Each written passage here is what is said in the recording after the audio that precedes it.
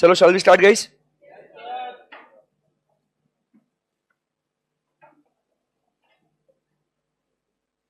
किल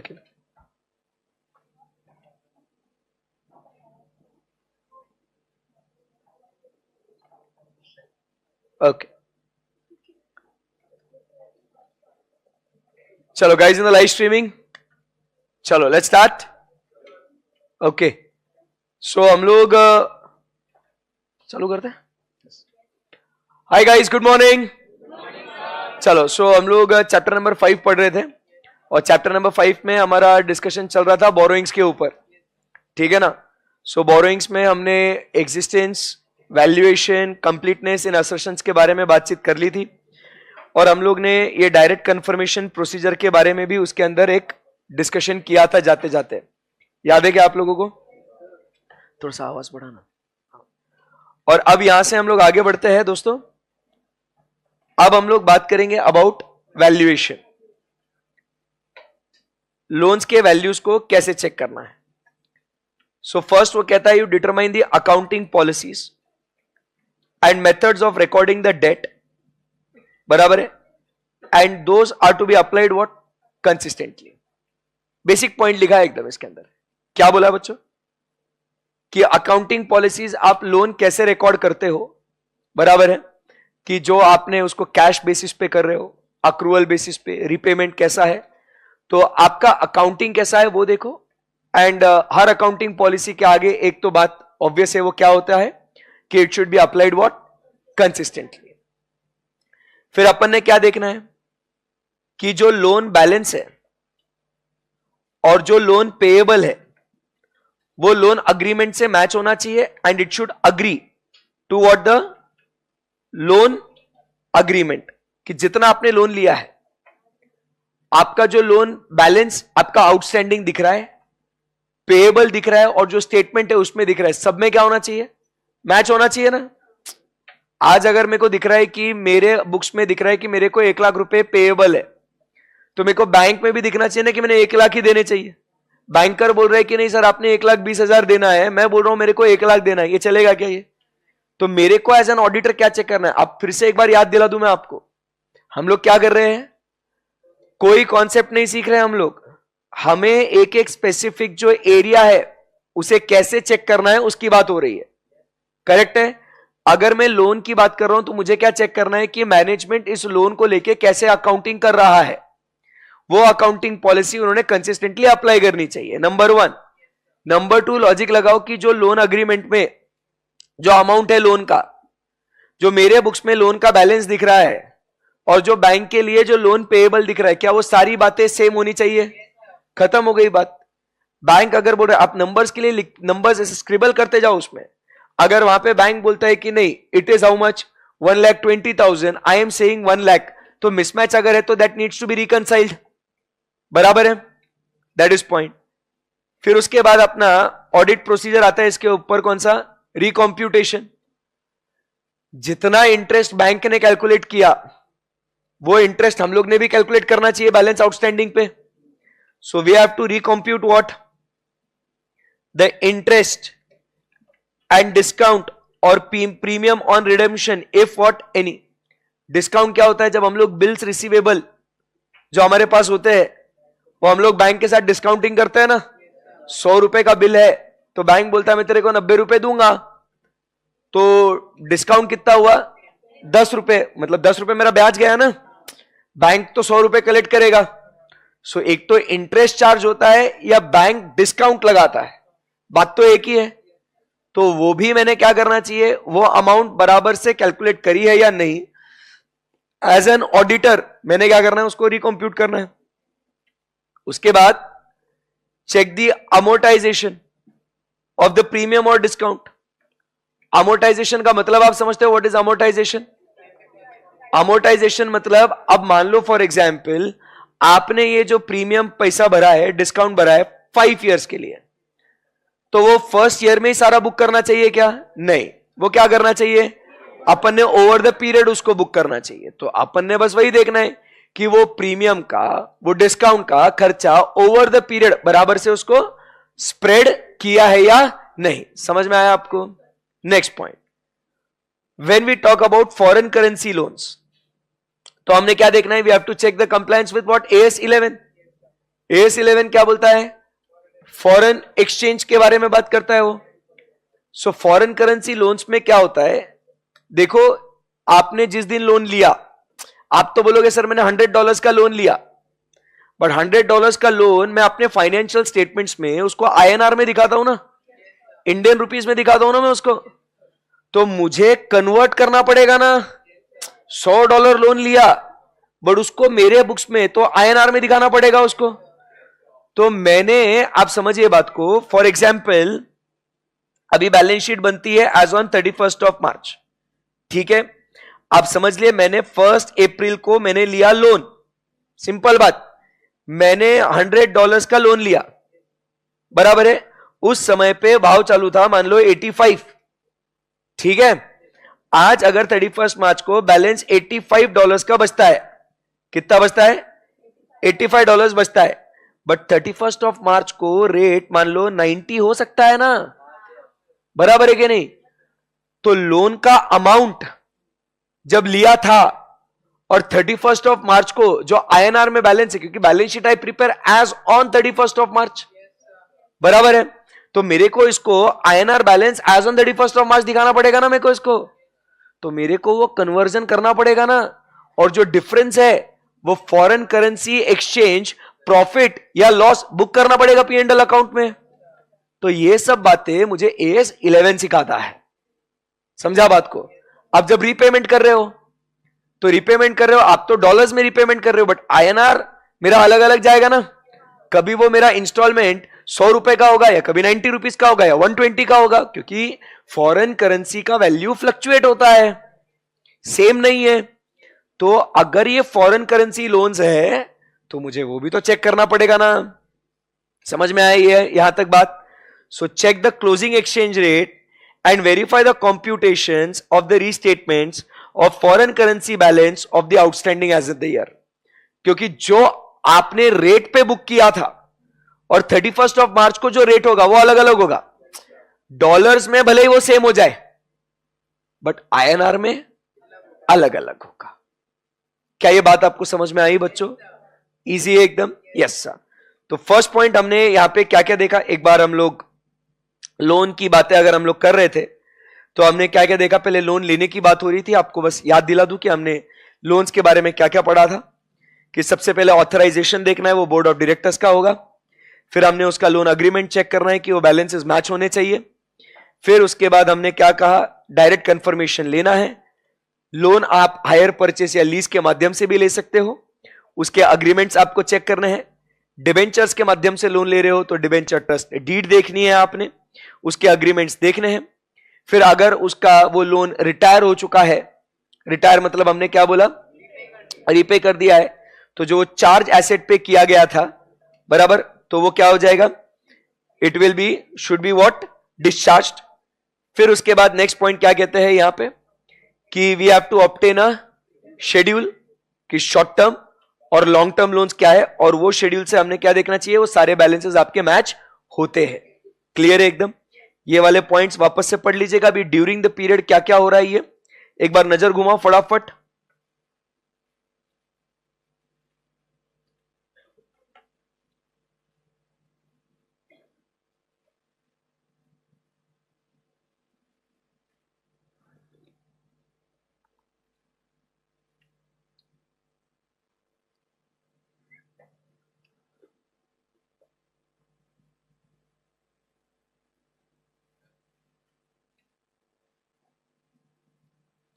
तो during the period के transaction समझ में आ गए आपको?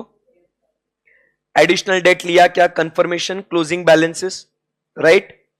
सब्सिक्वेंट ट्रांजैक्शंस आपने देख लिए, और ये DCP डायरेक्ट कंफर्मेशन प्रोसीजर कि पहले आपको कौन सी इंफॉर्मेशन कंफर्म करनी है, बराबर है, relating to which type of debt, क्योंकि डेट कौन सा हो सकता है? डिबेंचर भी हो सकता है, बोरोइंग्स भी हो सकते हैं, हायर परचेस भी हो सकता है, लीजेस भी हो सकता है। और फिर ये अभी हम लोग अकाउंटिंग पॉलिसी वगैरह की बात करिए। क्लियर है?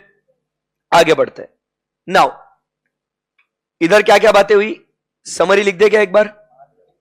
क्या क्या लिखना है? और देखो एग्जाम में जब आपको सिर्फ बोरोइंग्स के बारे में चेक करने के लिए पूछा जाए ना, तो इतने पूरे लिस्ट में से 15-20 पॉइंट उठा के लिख देना, इतना तो याद रहेगा ना।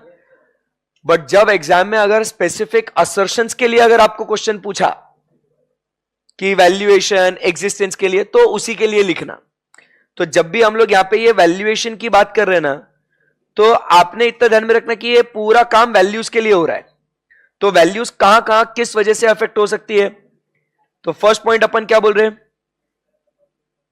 क्या बोल रहे हैं आपने, वैल्यूज किसके वजह से अफेक्ट हो सकती है, अकाउंटिंग पॉलिसी के वजह से, वो कंसिस्टेंटली अप्लाई होना चाहिए। वैल्यूज आपको कहां दिखेगी, लोन अग्रीमेंट में दिखेगा आपको वैल्यूज, बोलो हाँ या ना। वैल्यूज किस वजह से अफेक्ट हो सकती है आपकी, बिकॉज ऑफ इंटरेस्ट, डिस्काउंट या प्रीमियम के वजह से। आप समझ रहे हैं, वैल्यूज पे फोकस करो, वैल्यूएशन किस वजह से अफेक्ट हो सकता है। उसके बाद इनको अपन ने क्या करना चाहिए, दो बातें। एक तो आपने इसको रिकंप्यूट करना चाहिए कि वैल्यू सही है कि नहीं चेक करने के लिए, और वो बराबर से अमोर्टाइज हुआ या नहीं हुआ वो चेक करना चाहिए। और आखिरी में आपका AS 11, अगर फॉरेन एक्सचेंज फॉरेन करेंसी में लोन लिया है, तो फॉरेन करेंसी में लोन लिया है तो 31 मार्च को क्या लोन का अमाउंट आता है वो चेक करना है आपको। तो ये सब बातें आप किसके लिए कर रहे हो ये दिमाग में रखो, वैल्यू के लिए। इसके वजह से वैल्यूएशन अफेक्ट होगा, इंटरेस्ट डिस्काउंट के वजह से, अमोर्टाइजेशन, बराबर है कि नहीं, अकाउंटिंग पॉलिसी, AS 11, क्लियर है एकदम।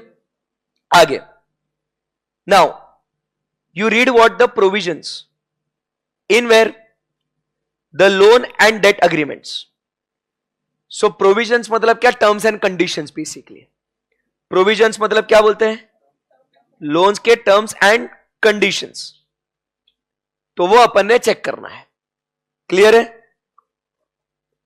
तो क्या लिखा हुआ है, नंबर 1, उन अग्रीमेंट को आपने कंप्लाई किया कि नहीं करा। क्या हो सकता है टर्म्स में, what is the rate of interest, what is the amount of EMI, बराबर के नहीं, what is the nature of security, तो वो आपने कंप्लाई किया या नहीं किया। तो लोन अग्रीमेंट में लॉजिकली अपन लोन अग्रीमेंट देखेंगे तो उसके टर्म्स को कंप्लाई करना है। एज एन ऑडिटर हमें चेक करना है कि क्या आपने उसके हिसाब से EMI दिया ना, उसके हिसाब से आप इंटरेस्ट दे रहे हो ना। नंबर 2, अगर आपने कंप्लाई नहीं किया है तो क्या कहता है, if there are any provisions with which the entity is not complied, determine the debt should be classified as current. Determine the debt should be classified as what, current. ऐसा क्यों सर, देखो लोन आपको एक condition पे, एक शर्त पे दिया था, 5 साल के लिए दिया आपको लोन, तो इट इज नॉन करंट क्योंकि तुरंत पे नहीं करना है। बट अब क्या हुआ, अगर तूने उसमें के कोई भी शर्त को, कोई भी कंडीशन को अगर तूने कंप्लाई नहीं करा तो पैसा दे मेरा वापस, चल, होएगा ना ऐसा। तो अब तुमको तुरंत इस साल पे करना पड़ेगा, इसीलिए अब उसको क्या क्लासिफाई करना पड़ेगा, एज अ करंट। तो आपको एक क्लासिफिकेशन बराबर से चेक करना है, क्योंकि अब ध्यान से सुनना, ये क्लासिफिकेशन क्यों चेक करना पड़ता है ये ध्यान में रखना। करंट या नॉन करंट ये यूजर के लिए मटेरियल है, ये यूजर के लिए मटेरियल है। क्यों सर, क्योंकि वो यूजर जब फाइनेंशियल स्टेटमेंट्स को देखेगा उसे पता चलेगा कि ये करंट लोन है या नॉन करंट है। करंट है तो उसके पता चलेगा कि आने वाले साल भर में पैसा देना पड़ेगा, तो कंपनी के पास लिक्विडिटी का क्वेश्चन मार्क आएगा। या तो ये नॉन करंट है, कंपनी को आज नहीं देना, कंपनी के पास पैसा पड़ा रहेगा, उसके हिसाब से वो उसका फाइनेंशियल पोजीशन का डिसीजन ले सकता है, it is material to him. इसीलिए उसका क्लासिफिकेशन बराबर से हो रहा है या नहीं हो रहा अपन को चेक करना है। और अगर उन्होंने गलत क्लासिफिकेशन किया तो हम कौन सा ओपिनियन देंगे, क्वालिफाइड, क्योंकि it is not affecting the amounts of the financial statements, but this classification is material to the users of financial statements, so it is material but not pervasive. We will give which opinion, qualified opinion. समझ में आया आपको। तो इसीलिए हम लोग उसका classification देखते हैं। तो करंट में क्यों करना है समझ में आया आपको, चलने दो आराम से एकदम, आगे बढ़ते हैं।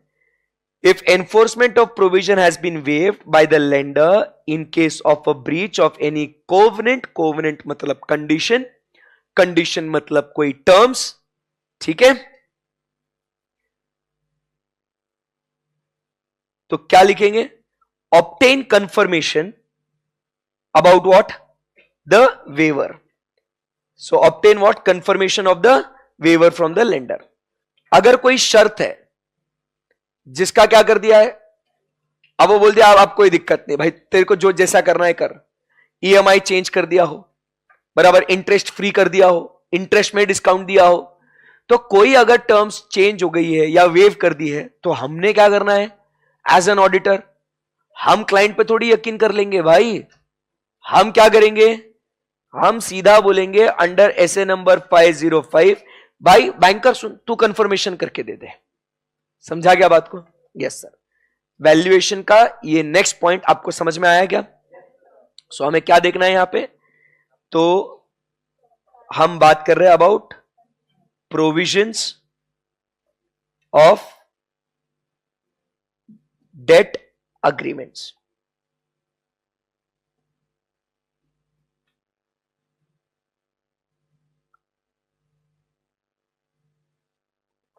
क्लियर एकदम? Provisions of what? Debt agreement. Are we good? Shall we proceed from here? Okay. So इसमें दो बातें लिखनी है अपने को. एक तो क्या बोला है? आपने कंप्लाई किया या there is non compliance. Comply किया तो कोई दिक्कत है क्या? नहीं. नॉन कंप्लायंस है तो नंबर 1 क्या उसको करंट में डाले उसको, एंड नंबर 2 अगर वो नॉन कंप्लायंस का कुछ वेवर है तो यू ऑब्टेन व्हाट? कंफर्मेशन. देखो ये ऐसे मार्जिन में बनाते जाओ. ये लेफ्ट साइड मार्जिन है ना, बहुत अच्छे से यूटिलाइज करो इसको, क्योंकि उस पैराग्राफ का समरी बना दिया ना, one day before exam you don't have to go through the entire chapter. वो मार्जिन में क्या लिखा आप देखो ना, इतना पढ़ लिया, आपको अंदर का कंटेंट पढ़ने की जरूरत ही नहीं है आपको. सही है? ओके. अभी आगे बढ़ते हैं. अभी बात करेंगे about what? Due dates. Due dates के हिसाब से it will be classified as what? Long term या शॉर्ट टर्म. वापस से क्लासिफिकेशन का आया? बोलो आया ना? सो यहां पे अपन देखेंगे ड्यू डेट्स की कब लोन चुकाना है, उसके हिसाब से वेदर इट इज शॉर्ट और वेदर इट इज लॉन्ग, ये आपको देखना है. Where instalments of the long term loans fall within next 12 months have been disclosed in the financial statements and verify the correctness of the amount of such installments. मतलब ये क्या बोल रहा है यहां पे? Falling due with in the next 12 months. ये 31st of मार्च पे यहां पे क्लोज हो गया, बराबर है. कुछ अमाउंट जो एग्जिस्ट करता है as on 31st of March but needs to be paid in where the next 12 months. तो उसका जो अमाउंट है ये इधर आपने सही से बताना चाहिए. ऐसा हमने एक पॉइंट कारो में भी पढ़ा था, जिसमें हमने क्या रिपोर्ट किया था कारो 2020 में, कि based on the knowledge, the financial ratios, the realisation of assets and payment of liabilities, no material uncertainty exist about the discharge of liabilities existing as on 31st of March which will fall due within the next 12 months or 1 year. ऐसा कोई uncertainty नहीं है. याद आया आपको? ऐसा ratios के लिए हमने ऐसा एक पॉइंट पढ़ा था, नहीं याद आ रहा है? कोई बात नहीं, ऐसा पढ़ा था 19th पॉइंट. तो वो वाला वो उधर कारो में रिपोर्ट करना है. बट अपना नॉर्मल ऑडिट प्रोसीजर क्या बोलता है भाई? अगले 12 महीने में 31st ऑफ मार्च को कुछ पैसा आपका देना बनता है, बट कब देना है आपको? Liability is there on 31st of March but that is due in the coming 1 year, that is 12 months. तो उसका अमाउंट आपने बराबर से डिस्क्लोज करना है. सिर्फ अमाउंट डिस्क्लोज नहीं करना है, वो करेक्ट भी होना चाहिए. समझा बात को? Again valuation. क्लियर एकदम? यस.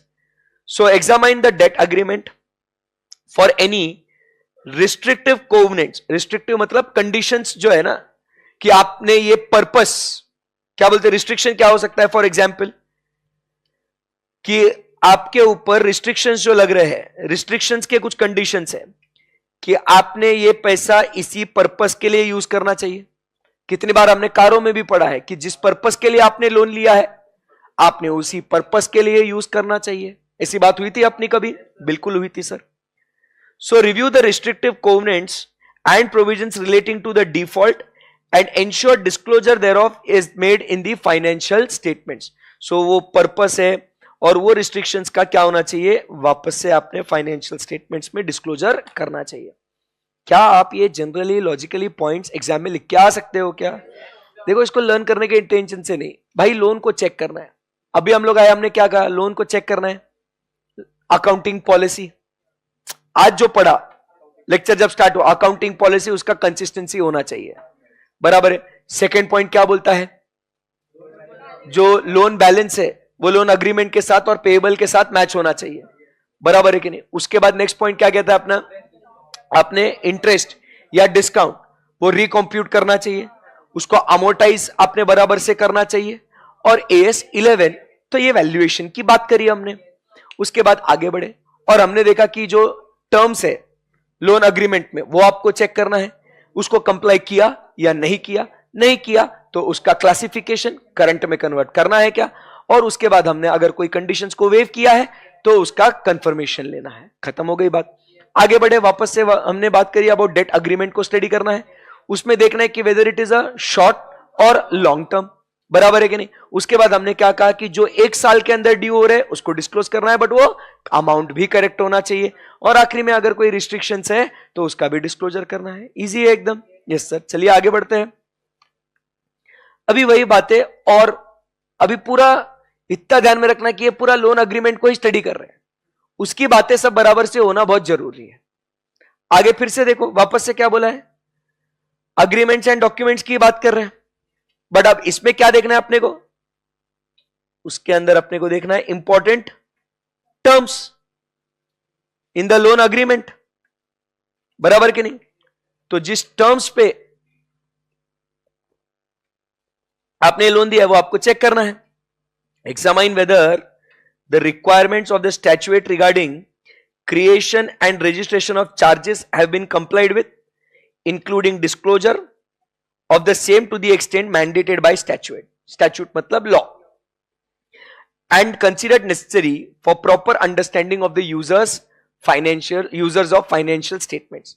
तो मतलब ये क्या कहता है कि अगर आपने ये लोन लिया है, ये लोन का आपने क्या किया है, एक अग्रीमेंट बनाया है. इस अग्रीमेंट में आपने क्या किया है, आपने कुछ चार्ज आपने क्या करना चाहिए, क्रिएट किया होगा आपने आपके एसेट्स के ऊपर. तो वो चार्ज अगर क्रिएट किया है तो वो चार्ज का क्या होना चाहिए, वो रजिस्टर भी तो करना चाहिए, बैंक के नाम पे होना चाहिए ना. तो उसके लिए आपको वो चार्ज क्रिएट और रजिस्टर करने के लिए क्या होता है, देयर इज अ लॉ. बराबर है. There is a statute. आपको स्टैंप ड्यूटी भरनी पड़ती है, आपको रजिस्ट्रेशन चार्जेस पे करने पड़ते हैं आपको. तो क्या वो काम आपने as per law, that is मैं यहां पे स्टैट्यूट लिख दूं, आपने क्या वो उसे एज पर स्टैट्यूट किया या नहीं किया. और अगर ये चार्ज अगर आपने क्रिएट किया है तो दोस्तों बाय लॉजिक हमने क्या करना चाहिए, इसका डिस्क्लोजर होना चाहिए ना. बोलो आया ना, इसका क्या होना चाहिए, डिस्क्लोजर होना चाहिए. बराबर है कि नहीं? So that it is able to be understood by the users of financial statements.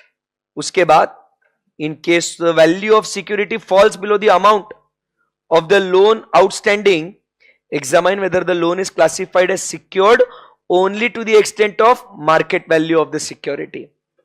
अभी क्या बोला यहां पे, चार्ज क्रिएट किया, बराबर है एसेट पे. अब क्या हो गया तुम्हारा जो है ना, ध्यान देना, इधर क्या लिखा है अपन ने यहां पे, loan amount is equal to what, ₹1,00,000. अब पहले हमने सिक्योरिटी दी थी कितने की, ₹1,20,000 लेटेस्ट से. बराबर है. अब क्या हो गया, सिक्योरिटी का वैल्यू क्या हो गया, value fell and it is equal to now ₹80,000. तो अब इस लोन को हमने क्या बोलना चाहिए, सिक्योर टू एक्सटेंट ऑफ ₹80,000. समझ में आया क्या आपको? अपन ने वो डिस्क्लोजर देना चाहिए कि 80,000 तक की ये सिक्योर्ड है. अभी सिक्योरिटी का वैल्यू कम हो गया ना. आप बाय लॉजिक आप समझ सकते हो कि इसका शेयर्स का वैल्यू गिर सकता है, गोल्ड का वैल्यू कम ज्यादा हो सकता है, आपने क्या बोलते हैं उसको लैंड आपने दी होगी उसका वैल्यू कम ज्यादा हो सकता है। तो जिसकी भी वैल्यू कम हुई है और लोन अमाउंट अगर ज्यादा है तो आप जितनी सिक्योरिटी की वैल्यू है वहां तक ही आप बोलोगे कि ये वहां तक ही सिक्योर्ड है करके। समझ में आएगा बच्चों? क्लियर एकदम? Yes sir. उसके बाद वापस से अग्रीमेंट्स की बात हो रही है, बोलो बच्चों। Yes sir. अग्रीमेंट में क्या बोला है इसको? Hire purchase agreements. So hire purchase agreement में पहले क्या होता है, आप पहले बैकग्राउंड दिमाग में रखो। डाउन पेमेंट किया जाता है, बराबर है कि नहीं? फिर बैलेंस जो है उसका इंस्टॉलमेंट पे किया जाता है along with the interest. Last instalment pay करने के बाद ओनरशिप होती है आपके नाम पे, बराबर है? सो वापस से अब यहां पे हम लोग मार्जिन में क्या लिखेंगे? We are talking about hire purchase. So we have to ensure the correctness of the amounts outstanding and examine what the security aspect of it, क्योंकि it is secured by that particular asset only ना. So hire purchase में आपको दो बातें हैं यहां पे कि एक क्या है आपका कितना अमाउंट आउटस्टैंडिंग है और दूसरा आपको देखना है उसका सिक्योरिटी. Are we good?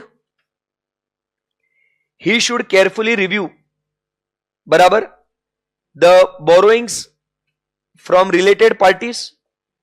तो यहां पे अपने को क्या देखना है? AS 18 एंड इधर ब्रैकेट में अपन लिखेंगे SA नंबर 550 अगर रिलेटेड पार्टी से आपने क्या करा हो, बोरोइंग्स लिए हो. एंड उसी का इंड एस कौन सा है? 24, बराबर. AS 18 और इंड एस 24 रिलेटेड पार्टी के बारे में ही बात करता है वो. AS and end S R what? Different. Clear है एकदम? ओके. सो हायर परचेस का मामला समझ में आया. अभी इधर क्या लिखा हुआ है next? Verify the liabilities towards bank in respect of bill discounted, negotiated, cheques discounted are correctly reflected. तो अभी किसकी बात कर रहे हैं? अभी हायर परचेस का लोन हो गया. अब हायर परचेस के लोन के बाद बिल्स डिस्काउंटेड, नेगोशिएटेड और चेक डिस्काउंटेड. तो हायर परचेस के बाद ये वाली चीज को आपने बस वेरीफाई करना है. आगे बढ़े यहां से. इसका प्रॉपर डिस्क्लोजर होना चाहिए. The auditor should verify the amount borrowed is within the borrowing powers as per the AOA and MOA. क्या वापस अपन ने ये पहले बोर्ड मिनट्स देखे थे? अभी वापस क्या कहता है यहां पे? लोन लेने का है आपको, सो आपको पावर्स में रह के लेना है. और ये पावर्स आपके कहां दिखेंगे? AOA MOA. पहले AOA MOA में पावर होगा, फिर उसके बाद आप लोन लेंगे. वो लोन लेने के लिए जो डिसीजन लिया है वो डिसीजन आपको कहां मिलेगा? मिनट्स में. सीक्वेंस समझो, ठीक है ना? ओके. आगे, whether that verify that the company has not contravene the provisions of section number 180, बराबर है, पावर्स ऑफ द बोर्ड, ठीक है. And also check the compliance of section number 185 and 186. 185 और 186 क्या हमने कारों में इसके बारे में बात करी थी? हमने, याद है आपको? 185 में हमने बात करी थी relating to loans to the directors. तो डायरेक्टर्स को लोन नहीं दे सकते हैं except for what? Except for what? अगर वो कंडीशन जैसे नॉर्मल एम्प्लॉय के जैसे लोन दे रहे हैं या मेंबर्स ने रेजोल्यूशन पास करके परमिशन दिया है. 186 में नॉट मोर देन 2 लेयर्स आप इन्वेस्टमेंट नहीं कर सकते हो. सो यहां पे लोन्स के लिए हमने सेक्शंस कौन से देखना है? 180, 185 एंड 186. क्लियर है? एंड नेक्स्ट पॉइंट क्या कहता है? पर्पस फॉर विच, बराबर, we have to ensure is not used against the interest of the company. जिस पर्पस के लिए आपने लोन लिया है उसी पर्पस के लिए आपने क्या करना है? उसको यूज करना है. एक बार ये सारे पॉइंट्स जो हमने अभी हायर परचेस, बिल डिस्काउंट, ठीक है, फिर उसके बाद अपना लॉ का कंप्लायंस, ये आप एक बार पढ़ लीजिएगा।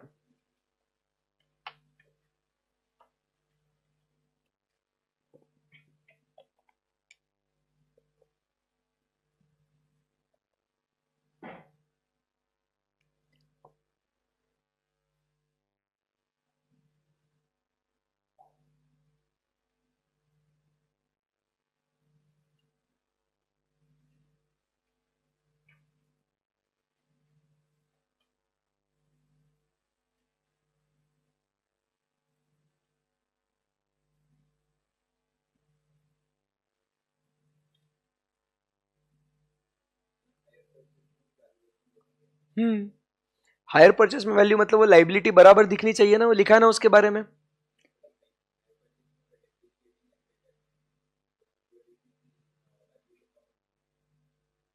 समझा नहीं मैं। तो if there is a fall in value तो हम लोग वही लिखेंगे ना, it is secure to that extent only. बात करी ना वहां पे,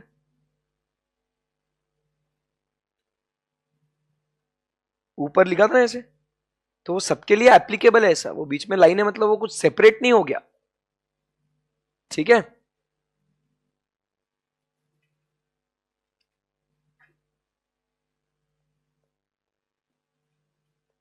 आगे बढ़े यहां से। उसके बाद where the entity has accepted deposits, बराबर के नहीं, तो आरबीआई के गाइडलाइंस उसने फॉलो करने चाहिए। ये सेम पॉइंट हमने कारों में भी पढ़ा था, और उसमें हमने सेक्शन 73 टू 76 उसको भी कंप्लाई करना है।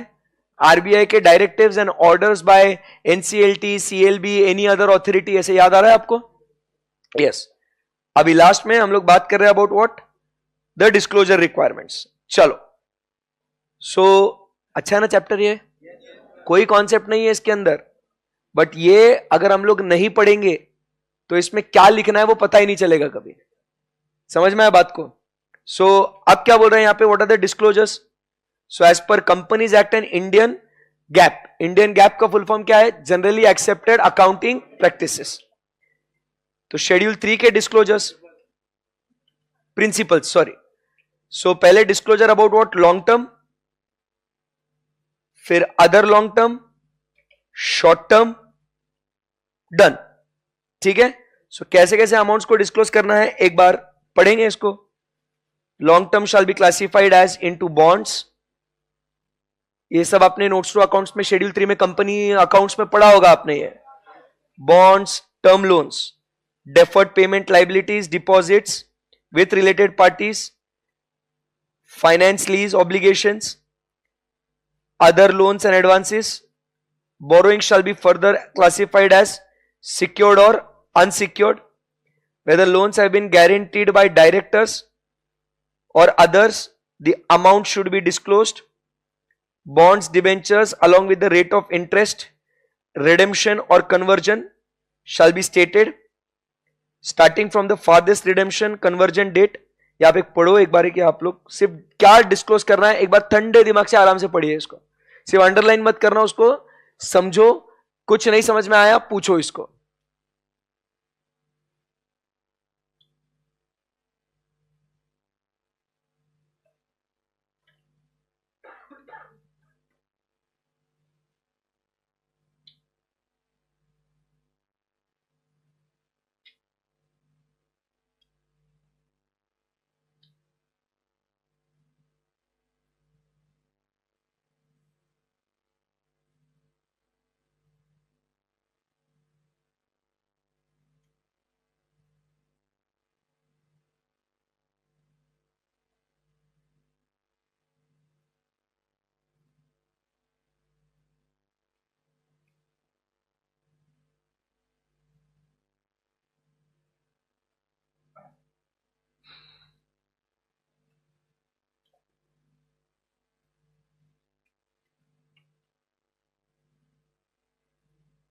शॉर्ट टर्म में भी वैसा ही लिखा हुआ है, बस वो क्या है, लॉन्ग टर्म और शॉर्ट टर्म अलग अलग है।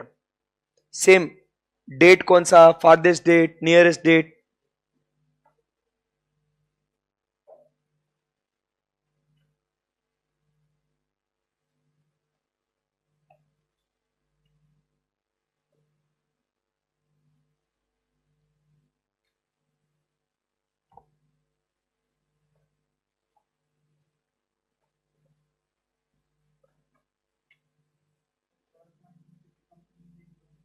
थर्ड पॉइंट किधर बेटे है ऐसा?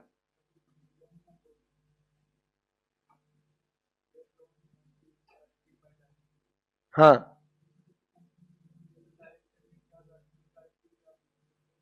कि अगर कंपनी नहीं भरेगा तो मैं भरूंगा। विजय माल्या के साथ क्या हुआ? विजय माल्या ने लोन नहीं लिया था, किंगफिशर एयरलाइंस ने लोन लिया था। बट आप समझिए बात को, company and the directors are again separate, right? बराबर के नहीं? Separate legal entity concept. But अब क्या हुआ? लिफ्टिंग ऑफ कॉर्पोरेट व्हील, एंड दूसरा डायरेक्टर बाय विजय माल्या, वो बोलता है अगर मेरी कंपनी ने नहीं दिया तो मेरे पर्सनल एसेट से मैं क्या करूंगा? लोन दूंगा। तो इसीलिए तो उसको भागना पड़ा, क्योंकि अब कंपनी पैसा नहीं दे पा रही है तो उससे।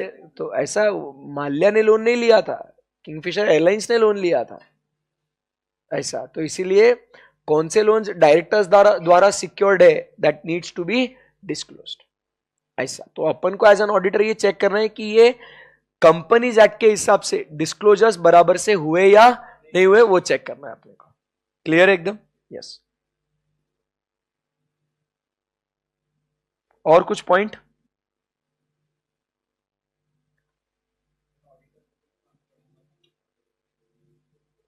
बेटा वो ऑडिटर है, चेक करेगा, लोन अग्रीमेंट पढ़ेगा। लोन अग्रीमेंट में अभी हमने क्या पढ़ा फिर बच्चे? लोन अग्रीमेंट है, लोन अग्रीमेंट में किस कंडीशन के लिए लोन दिया है वो लिखा हुआ होगा,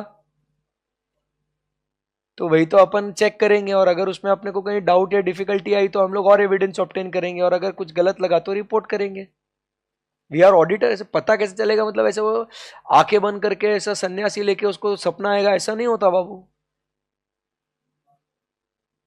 तो फिर अपन ने ऑडिट पढ़ा मतलब फिर क्या करा भाई इतने 2 महीने?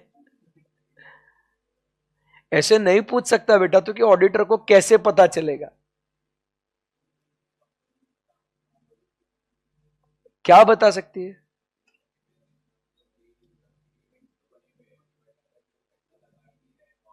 तो ऑडिटर को रिपोर्ट करना है, यू आर इंडिपेंडेंट ऑडिटर, है ना? ऐसे 2 महीने अपन ने इतनी इसके लिए मेहनत करी, आप ऐसे नहीं पूछ सकते बेटे। चलो शैल वी प्रोसीड? यस। अभी इसके बारे में बात करते हैं, एडिशनल रेगुलेटरी इंफॉर्मेशन। ध्यान दीजिएगा सब। Where the company has taken the loan on the basis of security of what, ये इंपॉर्टेंट है, ध्यान में रखना। सिक्योरिटी ऑफ करंट एसेट, ये कारों में हमने पढ़ा है, ठीक है ना? ध्यान में रखना। सिक्योरिटी ऑफ करंट एसेट मतलब क्या? It can be your debtors, it can be your stocks.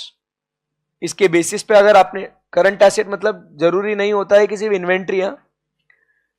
Current asset can be your stocks और योर डेटर्स ऑल्सो। तो हमने क्या करना है? क्वार्टरली रिटर्न्स और statements should be in agreement with the books of accounts. जो आपने banks के साथ फाइल करे है ना, ये याद आ रहा है क्या आपको? हमने इन्वेंट्री में पॉइंट पढ़ा था कि ऑडिटर ने, कारों में पॉइंट कुछ याद आता है कि आपको? हाँ या ना, बोलो कुछ। कि हमने लोन अगर दिया है, सॉरी लिया है, against what? The security of the current assets, बराबर है? तो हमने, एंड उधर अमाउंट लिखा था इन एक्सेस ऑफ 5 करोड़, बराबर है? तो हमने क्या? The stock statement which has been filed with the bank should be in agreement with the books of accounts. बोलो बच्चों। Yes sir. तो हमने क्या देखना है? जो स्टॉक स्टेटमेंट, बराबर के नहीं, should agree with what? The books of accounts, number 1। Clear है एकदम?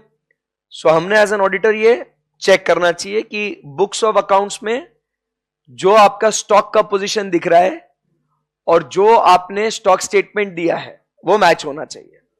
क्योंकि आपने लोन किस बेसिस पे लिया है? आपने लोन किस बेसिस पे लिया है? स्टॉक के बेसिस पे। अगर वो अग्री नहीं करता है तो जाहिर सी बात है हमने उसको रिकंसाइल करना चाहिए और उसकी रीजंस को देखना चाहिए। और उसमें क्या बोल रहे हैं? If there is a material discrepancy. But कारों में material discrepancy was defined as what? कारों में 2020 में 10% और मोर की बात करी थी। प्रॉपर्टी प्लांट एंड इक्विपमेंट के लिए मटेरियल डिस्क्रिपेंसी लिखा था, बट इन्वेंट्री के लिए उन्होंने 10% और मोर बोला था। ऐसी बात हुई थी अपनी, बट कारों में है ऐसा। इधर अपने को क्या देखना है? Material discrepancy. समझ में आएगा आप सबको? बोलो बच्चों। Yes sir. So point number 1 समझ में आया आपको? So if it is based on what? The current assets. Number 2, wilful defaulter. ये भी हमने पढ़ा था, as the company been declared as wilful defaulter. Wilful defaulter का मतलब क्या होता है? It is a person or an issuer which is categorized as willful defaulter by any bank or financial institution, बराबर के नहीं, or consortium thereof in accordance with the guidelines on willful defaulter issued by RBI। कोई particular bank ने आपको बोल दिया कि ये willful defaulter है, Vijay Mallya willful defaulter, Nirav Modi, Mehul Choksi willful defaulter, it is categorized by bank, ठीक है ना? So where a company is declared as willful defaulter, following details should be given: the date of declaration and the details of default। कि कब तुमको घोषित कर दिया गया है कि तुम्हारी कंपनी willful defaulter है, और दूसरा कौन से डिफॉल्ट के अगेंस्ट आपको बोला जा रहा है। ठीक है? सो willful defaulter, ये भी हमने कारों में सेम पॉइंट्स पढ़े थे, क्योंकि ये कारों में पढ़ा है इसीलिए तो ये क्या बोला है? एडिशनल रेगुलेटरी इंफॉर्मेशन है ना ये। We have already studied this in कारो, बट यहां पे हम लोग को चेक करना है, क्योंकि ये चैप्टर में क्या बोल रहा है? यहां पे चेक करोगे तभी तो जाके वहां पे आप रिपोर्ट कर पाओगे। समझा गया बात को? Yes sir. आगे, रजिस्ट्रेशन ऑफ चार्जेस और satisfaction with what? Registrar of companies, where any charges और satisfaction yet to be registered with ROC beyond the statutory period, the details of this what should be disclosed। so यहां पे क्या registration of charges, ये क्या बोल रहा है? pending, अगर pending charges है या satisfaction है तो वो आपने क्या करना चाहिए? उसको आपने डिस्क्लोज करना चाहिए। what is this registration of charges?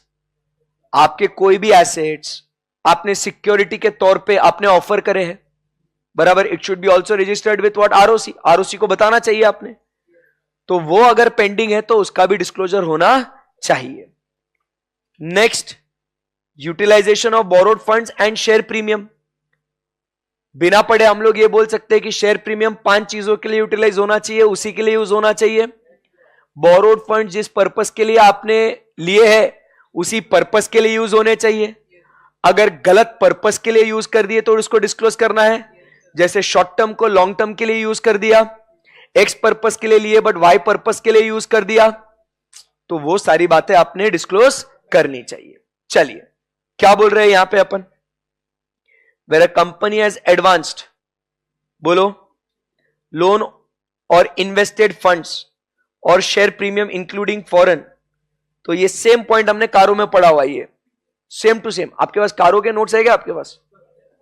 अगर होंगे तो आप एक बार देख लेना उसमें कि ये वापस, ये वाला तो वो पॉइंट है, वो कौन सा? वापस वही सेम फंडिंग पार्टी वगैरह वाला, ये कारों में पढ़ा है ना अपन ने। अरे ये अपन ने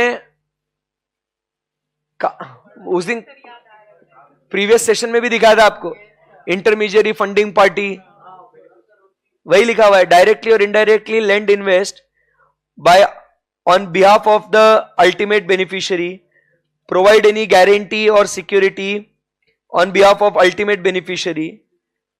सही है ना? सो बस हमें क्या करना है यहां पे? The company shall disclose what? क्या डिस्क्लोज करना है? The date and amount of the fund advanced, the date of and amount of the fund further advanced, time pass, date and amount of the guarantee and declaration of relevant provisions under FEMA and FERA। फिर उसके बाद B वाला point में क्या कहता है? Where the company, first point में क्या कहता है? ए में क्या बोला? Where the company has advanced or loan, इधर क्या बोल रहा है, where the company has received any fund, if you are the intermediary, क्या आप फंडिंग पार्टी हो या आप इंटरमीडियरी हो, दोनों केस में आपको वो रिपोर्ट करना है। एक बार वो शांति से रीड कीजिए।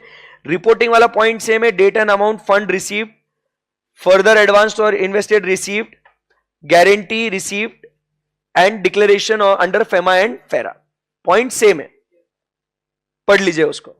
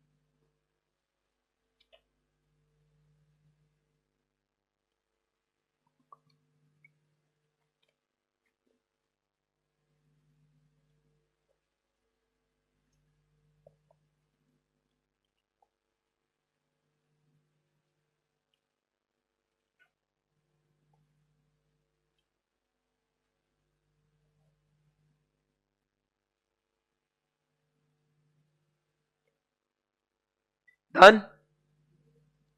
अभी देखो टेस्ट और अंडरस्टैंडिंग में कैसे क्वेश्चन आया, अभी आप बताएंगे इसका आंसर कैसे लिखेंगे, क्या क्या लिखेंगे। अ company has availed cash credit facility of 2 crores, आगे भी लिखा है सीसी है, तो सीसी दिमाग में टिंग होना चाहिए कि ये किसके बारे में बात करता है, ये the loan which is taken against what, the current assets. ऐसा एग्जाम में ऐसा थाली परोस के नहीं देंगे आपको कि बेटा ये करंट एसेट का है तो फिर तू वैसा लिख। सीसीओडी है तो आपको समझ में आना चाहिए कि it is against what, cash credit facilities है तो वो करंट एसेट्स के अगेंस्ट है। फिर दूसरा बोला वो आउटस्टैंडिंग है as at the year end, तो आउटस्टैंडिंग बैलेंसेस को कैसे अपन ने चेक करना है, तो आउटस्टैंडिंग बैलेंस आपको ट्रेड पेएबल उससे अग्री करना है, कंफर्मेशन लेना है, फिर उसके बाद आपको स्टॉक स्टेटमेंट देना है, फिर उसके बाद रिकंसाइल करना है अगर डिफरेंसेस है तो, ये सब बातें आ गई। फिर उसके बाद डिस्क्लोजर, ये शॉर्ट टर्म है तो शॉर्ट टर्म के लिए आपने उसको डिस्क्लोज करना है। अब क्या बोला है कि it is against the security of what, the stocks and debtors, तो वो सिक्योरिटी प्रॉपरली डिस्क्लोज हुई या नहीं, डिस्क्लोजर में आएगा ना, फिर वो वाला लिखना। By the directors of the company discuss the above cash credit facility would be classified and disclose in the financial statements of the company, तो ये किधर के लिए क्वेश्चन है, क्लासिफाइड एंड डिस्क्लोज के लिए है ना ये, तो आपने इसको कैसे क्लासिफाई करना है, शॉर्ट टर्म या लॉन्ग टर्म, और उसके बाद आपने उसको कैसे डिस्क्लोज करना है वो आपने लिखना है। सो यहां पे आपने जो ये पढ़ा इसमें कहीं आपको सीसीओडी ऐसा लिखा क्या, आपको ये पढ़ा ना आपने, तो इसमें कहीं कुछ मिला क्या आपको, it is guaranteed bye directors, तो वो एक डिस्क्लोजर का पॉइंट आ जाता है, बराबर है। फिर उसके बाद it is a short term और लॉन्ग टर्म, तो ये दिखाना पड़ेगा कि it is a CC from what, banks, तो फ्रॉम बैंक्स डिस्क्लोजर होना चाहिए। इसका लोन गारंटी है, बराबर है। फिर डिफॉल्ट तो नहीं है कहीं ऐसा बोला उसने, तो सिक्योर्ड अनसिक्योर्ड है वो भी डिस्क्लोज करना चाहिए, और ये एडिशनल रेगुलेटरी इंफॉर्मेशन, ये वाला पॉइंट स्टॉक स्टेटमेंट अग्री करना चाहिए, ऐसा समझ में आया आपको। तो ऐसे एग्जाम में क्वेश्चन डिस्क्लोजर के लिए आ सकते हैं। अभी क्या होता है, आप इतना पूरा पढ़ के जाते कि लोन अग्रीमेंट ये चेक करने का, ऐसा करने का, आगे किधर क्वेश्चन, भाई ये सीसीओडी को बता दे कैसे करने का, सो ये पता होना चाहिए अपने को, क्लियर है एकदम, यस। इसी के साथ क्या खत्म किया हमने बच्चों, हाँ, we completed with what, borrowings. Now we go ahead and talk about what, trade receivables. borrowing समझ में आया, एक बार नजर घुमा लो ना borrowings पे, स्टार्टिंग से, फिर ट्रेड रिसीवेबल्स पे चलते, ये इजी है, मतलब वैसे सभी इजी है।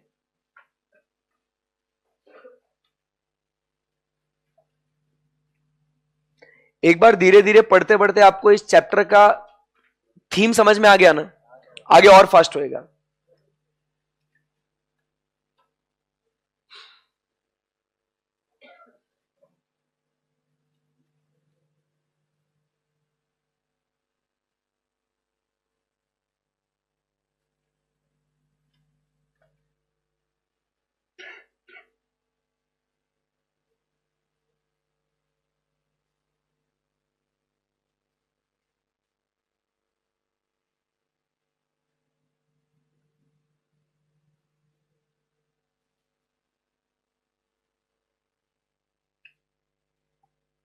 पढ़ना है आपको क्या, ट्रेड रिसीवेबल्स नहीं, बोरोइंग्स एक बार वो 4-5 पन्ने जो है ना गो थ्रू करना है उसको एक बार क्विकली।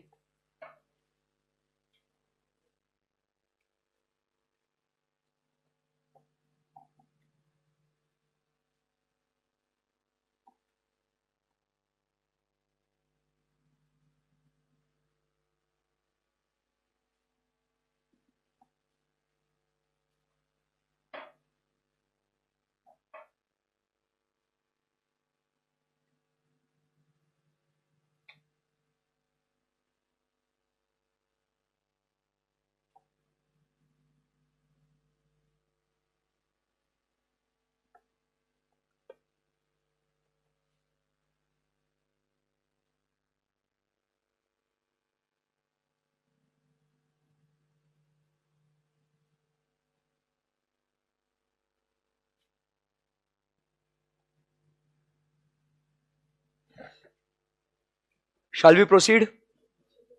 चलो अभी बात करते हैं ट्रेड रिसीवेबल्स की। व्हाट इज बेटा ट्रेड रिसीवेबल्स?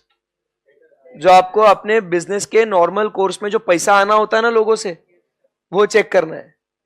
तो आप वापस से क्या बोल रहा हूं मैं, इंटेंशन, आप कौन हो, ऑडिटर हो, आप कंपनी के बैलेंस शीट में देख रहे हो कि इनको इतना पैसा आना है, वो कैसे चेक करना है वो आपको यहां पे पढ़ना है।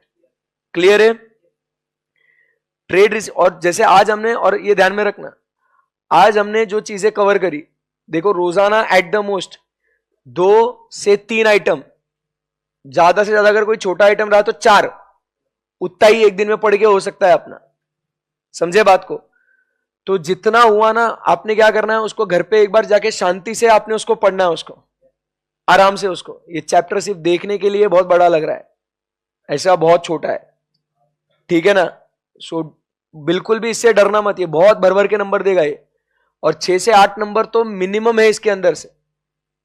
बच्चे के ऑडिट के पेपर में के 100 नंबर में से 10 नंबर क्यों चले जाते हैं? क्योंकि ये पढ़ता नहीं है, ये सोच के भाई इतना बड़ा चैप्टर कौन पढ़ेगा। समझ में आया आपको? तो है कुछ भी नहीं इसमें। क्लियर है? Yes. So trade receivables, they are the essential part of the organisation's balance sheet. जब भी हम लोग किसी का बैलेंस शीट देखते हैं ना, तो हम लोग सबसे पहले ये भी देखते हैं कि इनको बाहर से कितना पैसा आना है, और जैसे लाइबिलिटीज के लिए देखते हैं कि इनको कितना देना है। ठीक है? They are also referred to as what, debtors. तो इनका नॉमेनक्लेचर ध्यान में रखने का कि इसको डेटर्स बोला है या इसको ट्रेड रिसीवेबल्स बोला है। Typically N invoice is raised, अभी ये जैसे बेसिक है तो मैं इसको हाईलाइट या अंडरलाइन नहीं कर रहा हूं, ये आपको पता है। ये an invoice is raised and issued to the customer with the invoice amount being recorded as a debtor balance.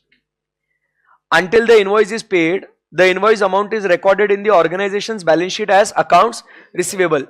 पता है ना, जब तक पैसा नहीं आएगा तो मैं ये सिर्फ अगर प्लेन रीडिंग करूं तो चलेगा ना, इसके ऊपर कुछ ज्ञान देने की जरूरत नहीं ना। नहीं, क्योंकि क्या है, ये ऐसी चीजें होती है, पहले आपको एक्सप्लेन करते हैं कि ये क्या है करके, फिर उसके बाद वो एक्सप्लेन करते हैं कि इसको ऑडिट कैसे करने का।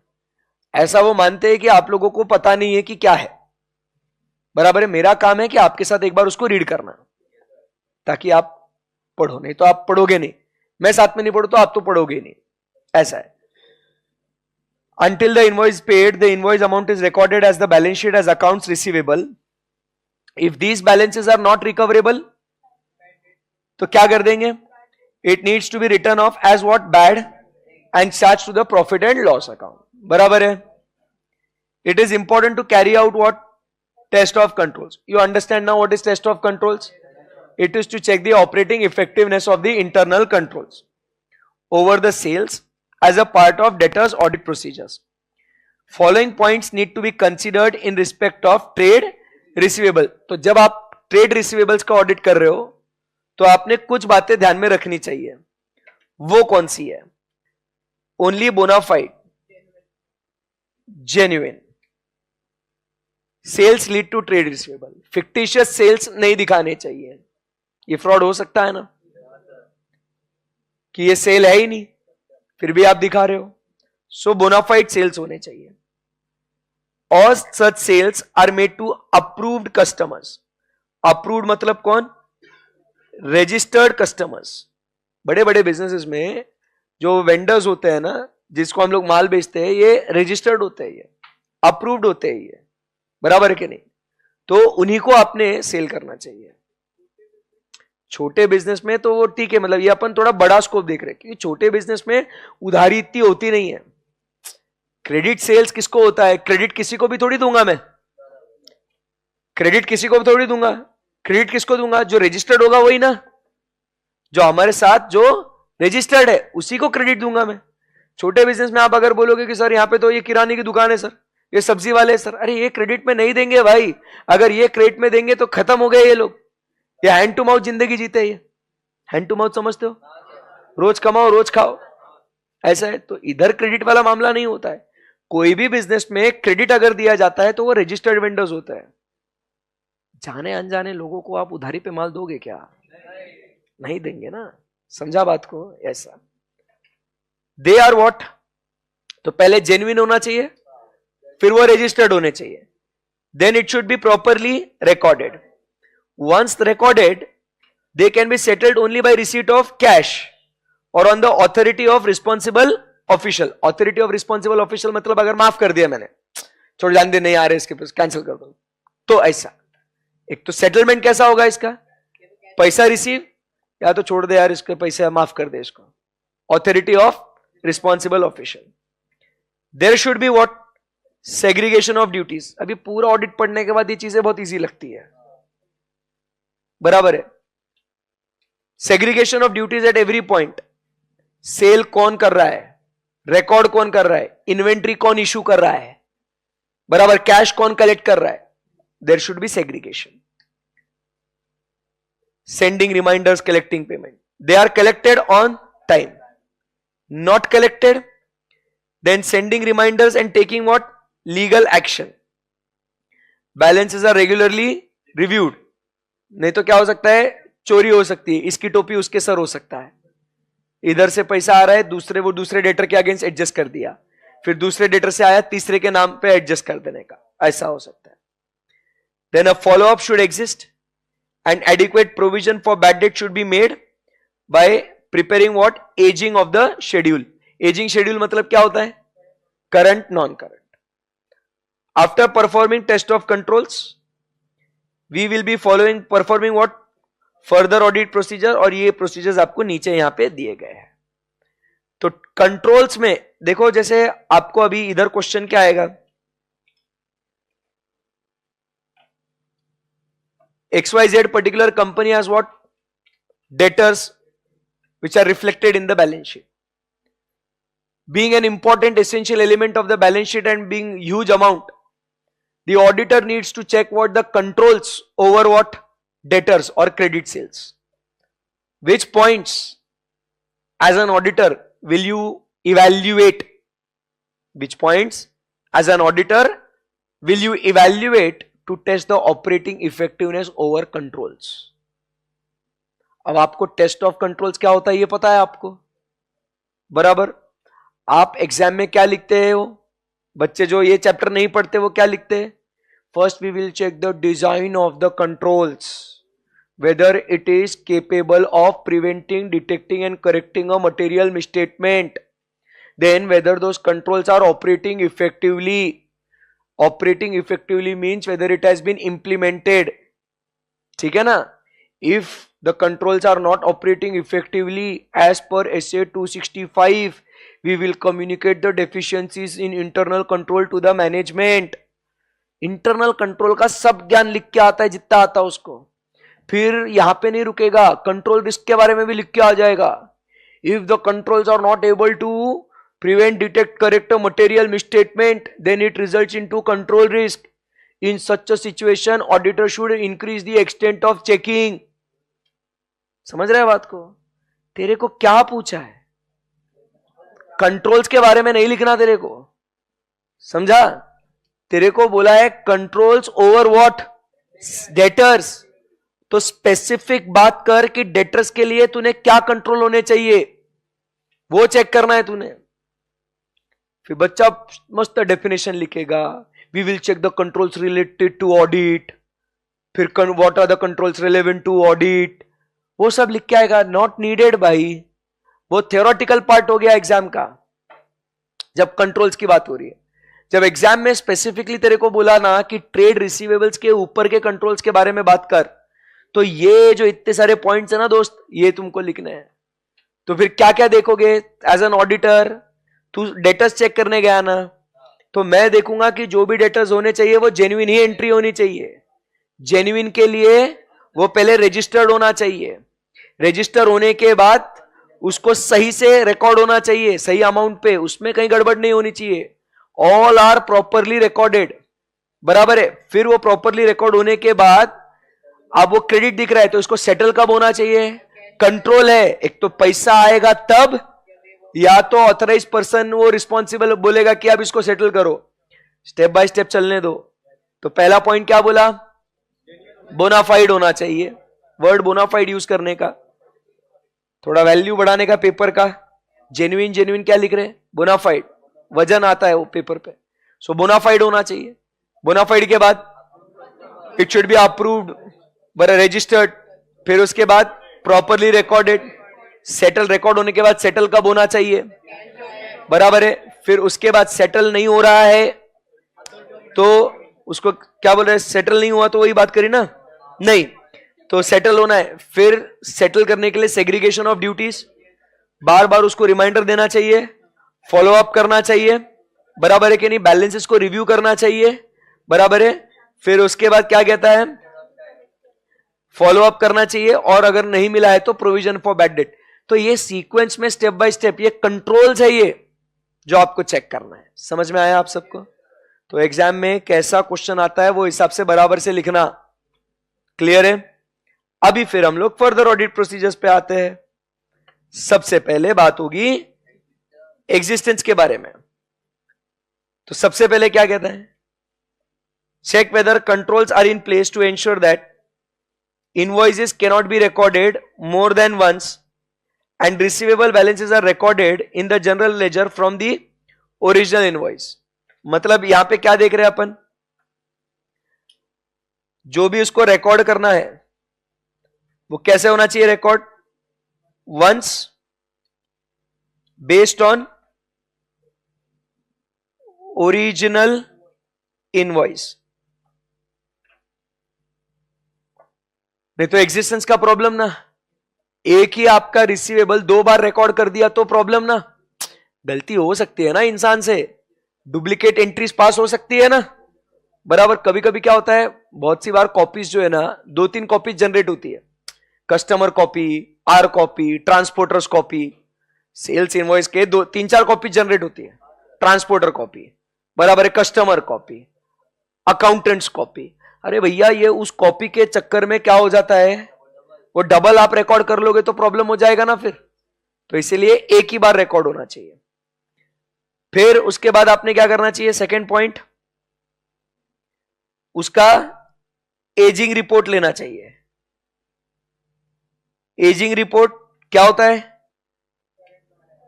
Current, non current. So ask for the period end accounts receivable ageing report. Due कितना है within a year, more than a year, बराबर है कि नहीं? फिर उसके बाद check whether realisation is recorded invoice wise और नॉट, बराबर कि नहीं? सेकेंड पॉइंट क्या कहता है वो? उसका रियलाइजेशन। रियलाइजेशन मतलब डेटर से पैसा आना, बट वो कैसा आना चाहिए? वो इनवॉइस वाइज है या नहीं है? बोलो, नहीं समझा? अरे कैसा होता है ना, अब मैंने तुमको फर्स्ट बिल दिया, फर्स्ट बिल 1000 रुपए का माल बेचा। सेकेंड बिल मैंने आपको 2500 का माल बेचा, फिर आपने पेमेंट किया, अब आपने 1500 रुपए दिया आपने। अरे ये 1500 रुपए किसके अगेंस्ट दिया भाई? सेकेंड इनवॉइस, फर्स्ट इनवॉइस, या पहले फर्स्ट को सेटल करूं फिर सेकेंड को सेटल करूं? ये पेमेंट्स तू कर कैसे रहा है? तो कौन से बिल का अगेंस्ट पेमेंट दे? तूने तो लमसम 1500 दे दिया ना, सर ये मेरे 1500 रुपए रखो अभी। अरे तूने कौन सा इनवॉइस नॉक ऑफ किया? ये पता होना चाहिए ना, क्योंकि वो बाद में एजिंग के लिए काम में आएगा आपको। वो बोलेगा बट सर मैंने 1500 रुपए तो 2500 के अगेंस्ट दिए थे, वो 1000 रुपए में आप उसके अगेंस्ट क्यों एडजस्ट कर रहे हो? मेरे को उसमें डाउट है, मेरे को उसमें प्रॉब्लम है, आपने गलत बिल लगाया। हो सकता है ना, ये बिल में डिस्प्यूट हो सकता है, बट उसने 1500 दिए, अब आपको क्लैरिटी नहीं कौन सा बिल एडजस्ट करूं, तो आपने एज एन ऑडिटर क्या चेक करना चाहिए, उसका रियलाइजेशन इनवॉइस वाइज है या नहीं है. If not, check that money receive from the debtors is adjusted, what logically क्या बोलता है, on FIFO basis, that is previous bill is adjusted first. If the realization is made on account, verify whether company has obtained what confirmations of the same. And if any large balances is due, the auditor should ask for the reasons and justification for the same. तो अगर इधर क्या बोल रही है, अगर नहीं है तो हमने इसको कैसे एडजस्ट करना, इजी लग रहा है क्या, ये फीफो बेसिस पे एडजस्ट करना चाहिए. ठीक है, हमने इनसे कंफर्मेशंस लेने चाहिए, ठीक है ना. और लार्ज बैलेंस अगर ड्यू है, बहुत ज्यादा पैसा ड्यू है, तो we are suppose to enquire and ask for the reasons.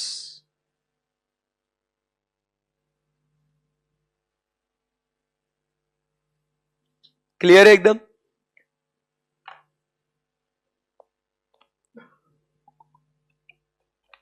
आगे बढ़ सकते हैं.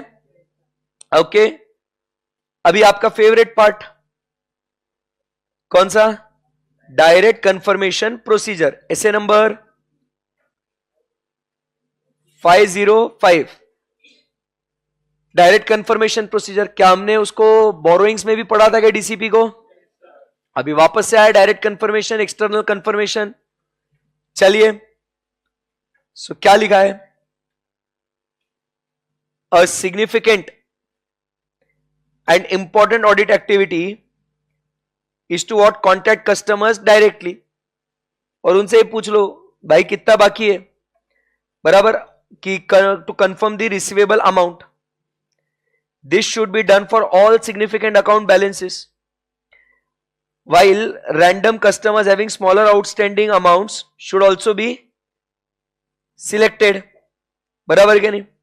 सो इधर समरी में क्या लिखेंगे अपन, कॉन्टैक्ट कस्टमर्स डायरेक्टली. ठीक है, इसके बाद दो हिस्से, अगर ये सिग्निफिकेंट अकाउंट्स है तो सिग्निफिकेंट अमाउंट्स है तो ऑल, बराबर के नहीं. अगर स्मॉलर अमाउंट है तो it should be based on what, random sampling. तो आप क्या करें, रैंडमली उसे सिलेक्ट कर लीजिए, रैंडम कोई भी आप सिलेक्ट कर लो, कोई दिक्कत नहीं. क्लियर है एकदम. आगे बढ़े यहां से, बोलो भाई. फर्स्ट, सेकंड क्या लेना है आपने, consent. The auditor employees the DCP of the consent of the entity under audit. याद है क्या आपको, मैनेजमेंट का ऑथराइजेशन चाहिए एक्सटर्नल कंफर्मेशन करने के लिए, ऐसा बोला था क्या कभी, आप कुछ भूलो मत. अभी ये सब चीजें आपका ऑटोमेटिक रिवीजन होगा सारे चैप्टर्स का.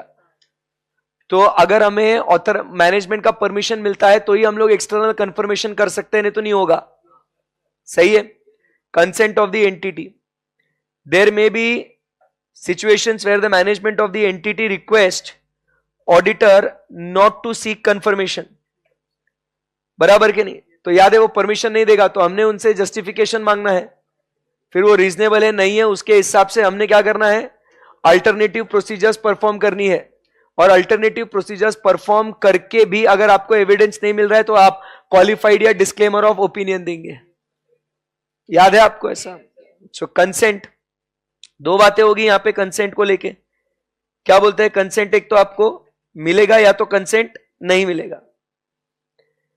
इन such cases the auditor should consider whether they are valid grounds. मतलब ये अपन ने क्या बोला, it should be what, reasonable justification होना चाहिए. सेम ऐसे 505 का है, बराबर. And in appropriate cases the auditor may also need to reconsider what, the nature, timing and extent of what the audit procedures including the reliance on management representation, कि management अगर मना कर रहा है सो उसने क्या करना चाहिए, change nature, timing and extent of what, audit procedure. और फिर अब मैनेजमेंट अगर मना कर रहा है तो मैनेजमेंट के रिटर्न रिप्रेजेंटेशन पे हम कितना भरोसा रख सकते हैं, कितना नहीं, ये भी तो हमें सोचना पड़ेगा। बोलो भाई, मैनेजमेंट पे भरोसा रखे या ना करे, क्योंकि वो मना क्यों कर रहा है फिर वो, बराबर है। द ट्रेड रिसीवेबल्स में be requested to confirm the balances. अब अगर अपन कंफर्म कर रहे हैं इनके बैलेंसेस को तो क्या क्या कंफर्म कर सकते हैं, so as at balance sheet date, कि 31 मार्च को कितना बाकी है वो बता दे भाई, बोलो, या तो एनी अदर डेट, अपनी मर्जी ना, एनी अदर डेट, तो तुम कोई भी बैलेंस कंफर्म करा सकते हो close to the balance sheet date. It shall be decided by the auditor in consultation with the company, बराबर कि नहीं, कि कौन से बैलेंस कैसे क्या, थोड़ा परमिशन लेना पड़ता है ना, but again here you remember care should be taken not to compromise the effectiveness of audit. We can discuss it with the management, but ध्यान में क्या रखना है, it should not compromise the effectiveness of the audit. आगे बढ़े, the form of requesting confirmation, बराबर के नहीं, मे बी, वापस वही लिखा है, balance outstanding as per the company wherein the trade receivable is requested to respond whether or not he is in agreement। तो फॉर्मेट क्या हो गया यहां पे, इसको क्या बोलेंगे, whether or not he is supposed to respond। इसको कौन सा कंफर्मेशन रिक्वेस्ट बोलेंगे, पॉजिटिव या नेगेटिव कंफर्मेशन रिक्वेस्ट, आप लोग भूल गए सारी बातें। फॉर्म ऑफ रिक्वेस्टिंग मतलब बैलेंस आउटस्टैंडिंग रिक्वेस्ट वेदर और नॉट इज इन अग्रीमेंट, तो it can be what, positive हो सकता है रिक्वेस्ट, याद आ रहा है क्या ऐसा कुछ, या सेकंड क्या बोलता है वो, ये ए वाला हो गया, और बी में क्या बोलता है, the form without any balance mention wherein the trade receivable is requested to respond the balance outstanding, the use of the form is without any balance is preferable. तो इसमें पॉजिटिव रिक्वेस्ट में आपको क्या होता है, आप amount डाल देते हो, बट इसमें हमने पढ़ा था, आपको याद है कि इसका एक रिस्क है कि वो जो है विदाउट चेकिंग वो क्या करेगा, उसको रिस्पॉन्ड करेगा कुछ भी, तो इसीलिए हमने बैलेंस वाला जो है इसको ब्लैंक रखना है, ऐसे इतना अमाउंट ब्लैंक रखना है, फिर वो रिस्पॉन्ड करेगा, वो याद है क्या ऐसा, so without filling the amount. आगे बढ़ सकते हैं यहां से। उसके बाद द मेथड ऑफ सिलेक्शन, कि कौन से डेटर्स को आपने सिलेक्ट किया है, small large, right, should not be revealed to the company until the trial balance of trade receivable ledger is handed over to the auditor। जब तक आपको टीबी नहीं आता है, टीबी ट्रायल बैलेंस, तब तक आप उन्हें यह मत बताओ कि हम कौन से डेटर्स को सिलेक्ट करने वाले हैं, क्योंकि फिर वो ट्रायल बैलेंस में चेंज कर देंगे ना वो, तो वहां पे एलिमेंट ऑफ सरप्राइज आपने रखना चाहिए। सो सिलेक्शन विच डेटर्स, आप लिखते रहोगे तो आप एक्टिव रहोगे, ठीक है ना, which debtors to be selected,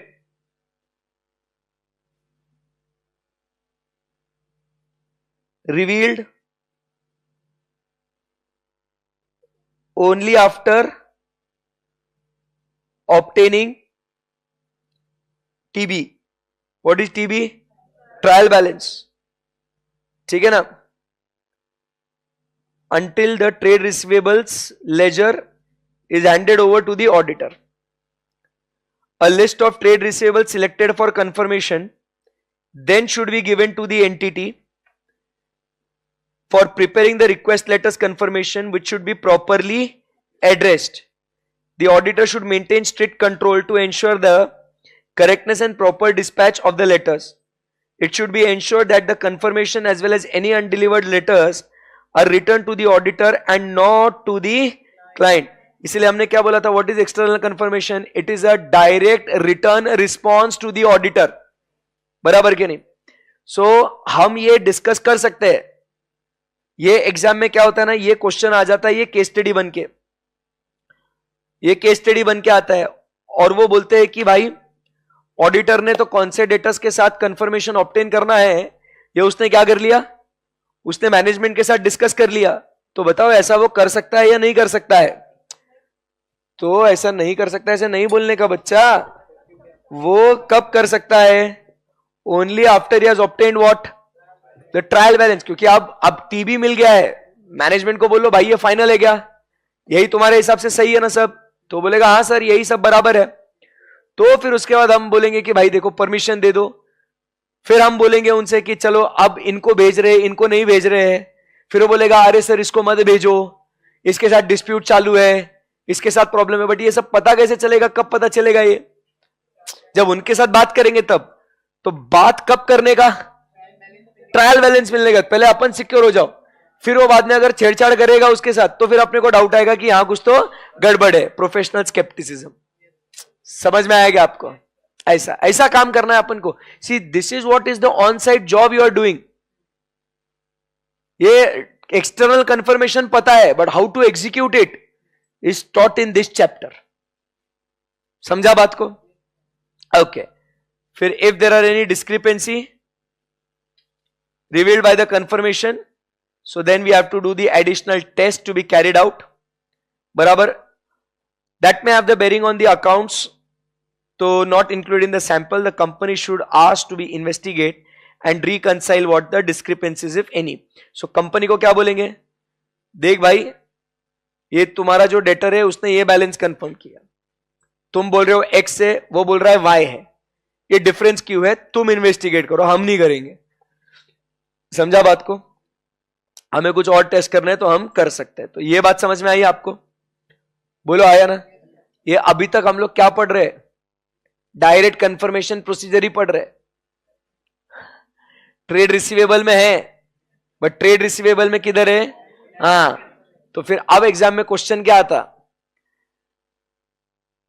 कि as a external confirmation procedure, बराबर, how it will be carried out in respect of debtors। तो ये पूरा पॉइंट लिख के आने का है। कहां से स्टार्ट हुआ ये? इधर से कि कांटेक्ट कर सकते हैं, कैसे सिलेक्ट करने का, मना किया तो क्या, कौन से डेट पे लेने का, क्या फॉर्म ऑफ रिक्वेस्ट हो सकता है, फिर कौन से डेटर्स को सिलेक्ट करने का, वो कब सिलेक्ट करने का, क्या उनसे डिस्कस कर सकते हैं क्या, फिर डिस्क्रिपेंसी मिली तो क्या। ऐसा ही डायरेक्ट कंफर्मेशन प्रोसीजर आपको हमने बोरोइंग्स के लिए भी पढ़ा था ना स्टार्टिंग में, बराबर है कि नहीं? आएगा question direct confirmation procedure for borrowings. बच्चा क्या करेगा? बोरोइंग्स के कैसे करना वो तो मालूम नहीं, अगर ये चैप्टर पढ़ा नहीं तो। ट्रेड रिसीवेबल मालूम नहीं, फिर अपना लिख के आएगा as per SA 505 external confirmation is the direct, पूरा एसए 505 लिख के आएगा वो कि उसका फर्स्ट कैसे, first information, identify the party, management author, draft the confirmation request. उसमें भाई तू ऐसे 505 लिख रहा है, तेरे को नंबर नहीं मिलेगा। तेरे को specifically external confirmation procedure debtors को चेक करने के लिए क्या लिखना है वो तेरे को बताना है वहां पर। You there with me? It's very important and interesting कि क्या होता है फिर बच्चों को सब कुछ आते हुए भी हम लोग को नंबर नहीं मिलता है। That is why reading of this chapter is we are doing it together. सही है? या अभी तक अपन किधर है बेटा? Direct confirmation. अभी अगर आपको नो रिप्लाई, आपको रिप्लाई नहीं आया किससे? डेटर से, then he will perform what? Alternative procedure. हार थोड़ी मानेंगे अपन, ये तो बचपन से पढ़ते आ रहे हैं ना अपन। फिर अभी क्या अल्टरनेट प्रोसीजर्स में क्या करोगे, यह बात है यहां पे। अब हम लोग जो मेन चैप्टर्स में हमेशा क्या पढ़ते थे? If the auditor is not able to perform external confirmation procedure और when no reply is received we will perform alternative procedure, और वहां पे बात खत्म होती थी। मैंने आपको तो उस समय पे एग्जांपल्स बोले कि अल्टरनेटिवली क्या क्या कर सकते हैं, बट एक्चुअली क्या कर सकते हैं now you see there is a list over here. Exam में ऐसा भी क्वेश्चन आएगा, if reply is not received from the debtors what alternative procedures can be perform by auditor, explain. समझा क्या बात को? सो क्या क्या कर सकता है? He will do what? Number 1, दो बातें करनी है उसको. Agree the balance to the cash received subsequently. Cash received जो बाद में ना, लेटर, सब्सिक्वेंटली मतलब क्या? लेटर, उससे आपने मैच कर लो. मतलब क्या है? तुम दिखा रहे हो 31 मार्च को 1 लाख है, 1 अप्रैल से आगे आपको पैसा आया होगा ना. अब आपको आया 1,20,000. साल 1,20,000 आया कहां से? अगर 1,20,000 आया मतलब क्या होना चाहिए? 31 मार्च को 1,20,000 होने चाहिए ना. That is the alternative procedure बाद में, क्योंकि तेरे को ये 1,20,000 क्यों देगा? या 80,000 दिया उसने, तो 80,000, 1 लाख क्यों दिखाया? 80,000 ही दिया तो. सो जो बाद में पैसा आया उससे आप 31 मार्च का पोजीशन आप क्या कर सकते हो? उसका आइडिया लगा सकते हो आप. समझा क्या बात को? So this is the alternative procedure. हाँ, तो वो तो रीजंस हम लोग इन्वेस्टिगेट करेंगे ना, पूछेंगे ना रीजंस को. कौन? अरे मैनेजमेंट से पूछेंगे ना अपन. एडिशनल अगर एडवांस दिया होगा तो उसका बिल जनरेट किया होगा ना, बराबर. Prepare a detailed analysis of the balance ensuring it consists of what? Identifiable transactions. तेरा पॉइंट एनालिसिस बनाने का इसका, कि हर एक का अलग अलग ट्रांजैक्शन एडवांस का है या ओरिजिनल इनवॉइस का है, वो पूरा आपने क्या करना है? उसका एक एनालिसिस बनाने का कि किसके अगेंस्ट है. And confirming that these revenue transactions actually occurred, examination in depth for those balances. Clear है एकदम? सो ये यहां तक बातें समझ में आई आपको? आगे बढ़ सकते हैं यहां से. क्लियर है क्या? स्टार्टिंग से एक बार पढ़ो, हमने क्या स्टार्ट किया था. पहले कंट्रोल्स की बात करी थी, नहीं तो आप भूल गए आगे जाते जाते. पहले कंट्रोल्स की बात करी थी, फिर और कुछ कंट्रोल्स की बात करी, है ना.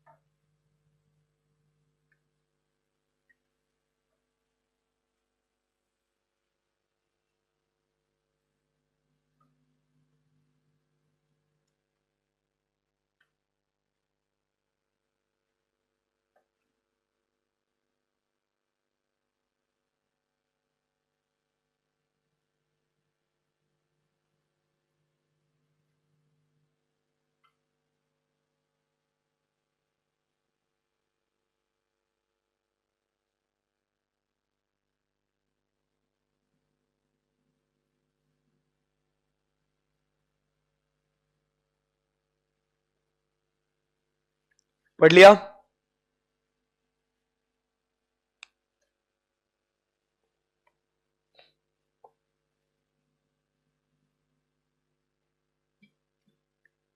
बोलो बच्चों. यस, चलो अभी आगे बढ़ते हैं. मार्जिन में पॉइंट्स लिखते जाना. अभी हम लोग किसकी बात कर रहे हैं? रिलेटेड पार्टीज की बात कर रहे हैं. कि चेक करो रिलेटेड पार्टी, यहां पे लिखो मार्जिन में रिलेटेड पार्टी से पैसा. अब इसको कैसे चेक करने का? तो बच्चा चालू हो जाता है ऐसे 550 रिलेटेड पार्टी. उसका उसका ज्ञान नहीं लिखना है रिलेटेड पार्टी का.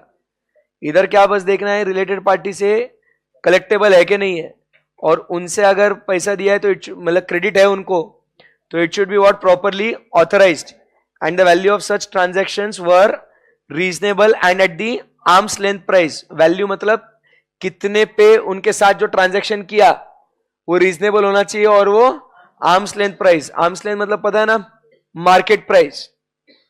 क्लियर है एकदम? सो ये रिलेटेड पार्टी के साथ. सो रिलेटेड पार्टी के लिए पॉइंट्स हम लोग क्या क्या लिखेंगे यहां पे? कलेक्टेबल होना चाहिए, बराबर है. It should be what? Authorised. उसका वैल्यू जो है वो वैल्यू कैसा होना चाहिए? Reasonable and at arm's length price. ये तो बच्चा वापस से चालू हो जाता है. SA550। इधर क्या वेरीफाई करना है वो देखना है अपने को। समझा क्या बात को? नेक्स्ट पॉइंट वो क्या बोलता है? Check that receivables for other than sales और services are not included in the list. मतलब क्या हो सकता है? अगर हमने किसी को एडवांस दिया है, तो अपने लिए वो क्या है? एसेट है ना वो। बट हमने किसके लिए एडवांस दिया है? हमने एडवांस दिया है फॉर, मान लो कोई प्रोडक्ट को, गुड्स और सर्विसेज टू बी रिसीव्ड और रिसीवेबल अपने को आना है, तो मैं तो बैलेंस शीट में उसको क्या लिखूंगा? डेबिट साइड में लिखूंगा ना, रिसीवेबल करके। मैंने अगर आपको एडवांस दिया है तो मेरे लिए ये रिसीवेबल है ना, तो उसको डेटर में मत डालो। मैंने तुमको एडवांस दिया है, उसके बदले में तुम मुझे गुड्स या सर्विसेज प्रोवाइड करोगे, बट अभी तक वो प्रोवाइड किया हुआ नहीं है, तो क्या इसको डेटर में डालूं? क्या इसको ट्रेड रिसीवेबल बोलूं? वो आपने ध्यान रखना है। समझा गया? Next, trend analysis, analytical procedure करते हैं ना हम लोग, ऐसे 520 बराबर है। So what we do is a trend line of sales and accounts receivable. Analytical procedure में हमने अलग अलग मेथड्स पढ़े थे ना उसके। रीजनेबलनेस टेस्ट याद आ रहा है आपको? ट्रेंड एनालिसिस, रिग्रेशन एनालिसिस, ऐसा स्ट्रक्चर ऐसे 520 में पढ़ा था अपन ने। तो we have to compare it over the two over the time, and if there is any what unusual trends, that is perform analytical procedure. So analytical procedure encompasses what? Investigation of all those things as well. ठीक है? So this will enable the auditor to check the reasonableness of the balances. Also measure average collection period, make inquiries, that is investigation, about the reasons for changes in the trends with the management and document the same in the audit work papers. Clear है एकदम? So ये बातें हमने किसके लिए check करी बच्चों? Completeness के लिए चेक करी कि एग्जिस्टेंस के लिए चेक करी? एग्जिस्टेंस के लिए, कि ये होना चाहिए। तो डायरेक्ट कंफर्मेशन है भाई उतना अमाउंट है या नहीं, वो हमने चेक किया। क्लियर है? अभी आगे बढ़ते हैं नेक्स्ट। अभी बात हो रही है कंप्लीटनेस की। कंप्लीटनेस मतलब क्या? सारे ट्रांजैक्शंस आपने रिकॉर्ड करने चाहिए। तो we should see whether it is complete. Ready? Yes sir. The auditor need to satisfy about what? Cut offs. Cut off मतलब कब तक डेटर इसको रिकॉर्ड करना है, बराबर है कि नहीं? कौन सा सेल तक हमने उसको रिकॉर्ड करना चाहिए।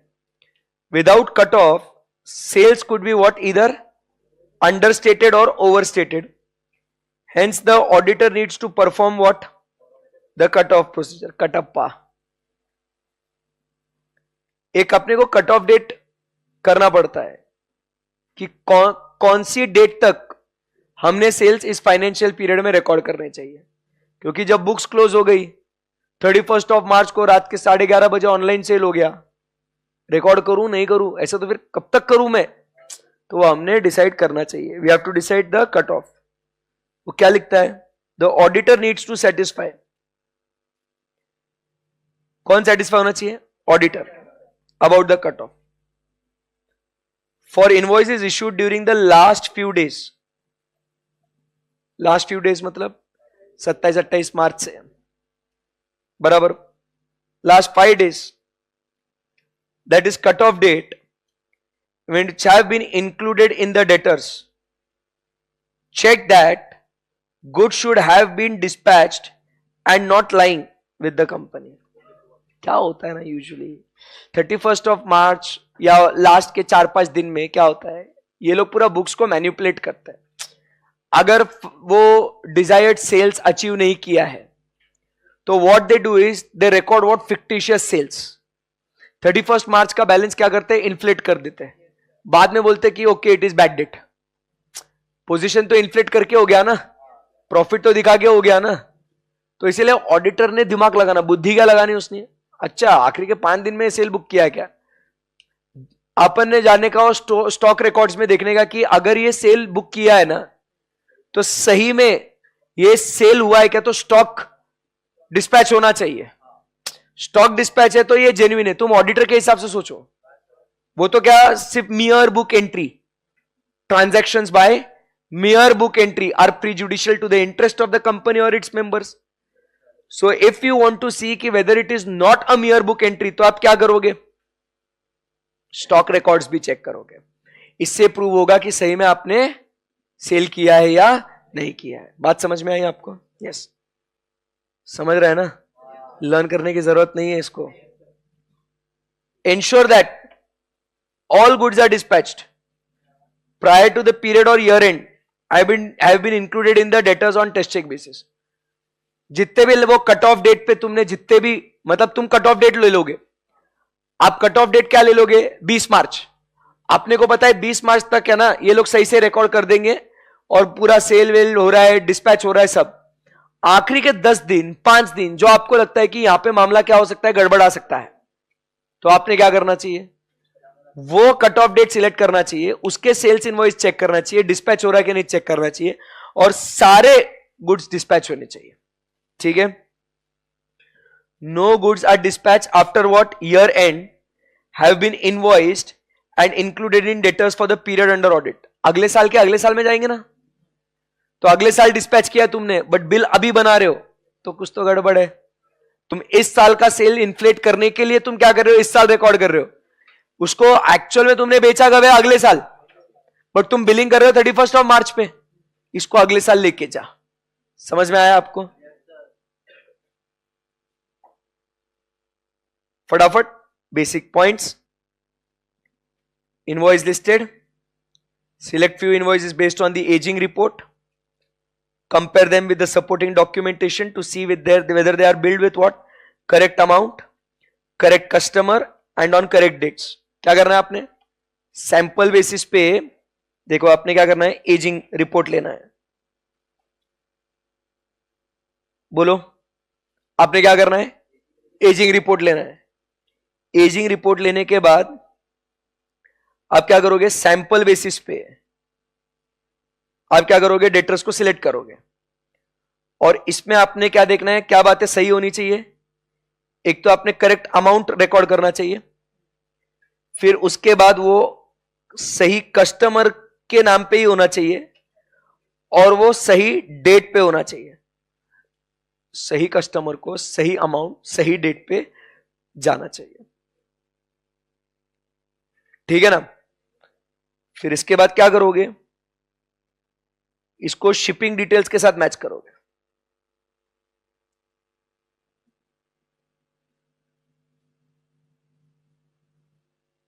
एसपीसी में होता ही है, जितने भी सेल किए ना अपन ने, तो जितना भी सेल हुआ है वो क्या करते हैं अपन, उसको डिस्पैच लिस्ट से मैच करते हैं। समझा क्या बात को? मतलब अगर ऑर्डर्स है 100, डिस्पैच अगर 80 है, हमारा ऑर्डर क्या बोलता है, ये 20 क्या है, ये डमी बुकिंग की है कि तुम फिक्टिशियस एडमिशन बता रहे क्या तुम? समझा क्या बात को?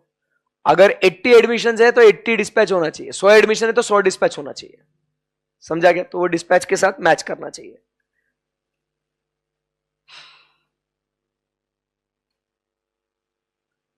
With the invoices it should be what, matched। So match invoices with what, dispatch log। match invoice dates also, मतलब invoice वो डेट बराबर to see if the sales being recorded in correct accounting period. सो date भी क्यों check करना, सिर्फ invoice नहीं, वो डेट भी चेक करना चाहिए। आप बोलोगे यार सर डिस्पैच में इधर नहीं आया सर, वो 1 अप्रैल को गया ना सर वो माल, तो साले 1 अप्रैल को बुक करना उसको, तो पहले क्यों प्री बिलिंग क्यों कर रहा उसका? समझा बात को? This can include examination of invoices issued subsequent to the period. उसके बाद क्या, assess bill and hold sales.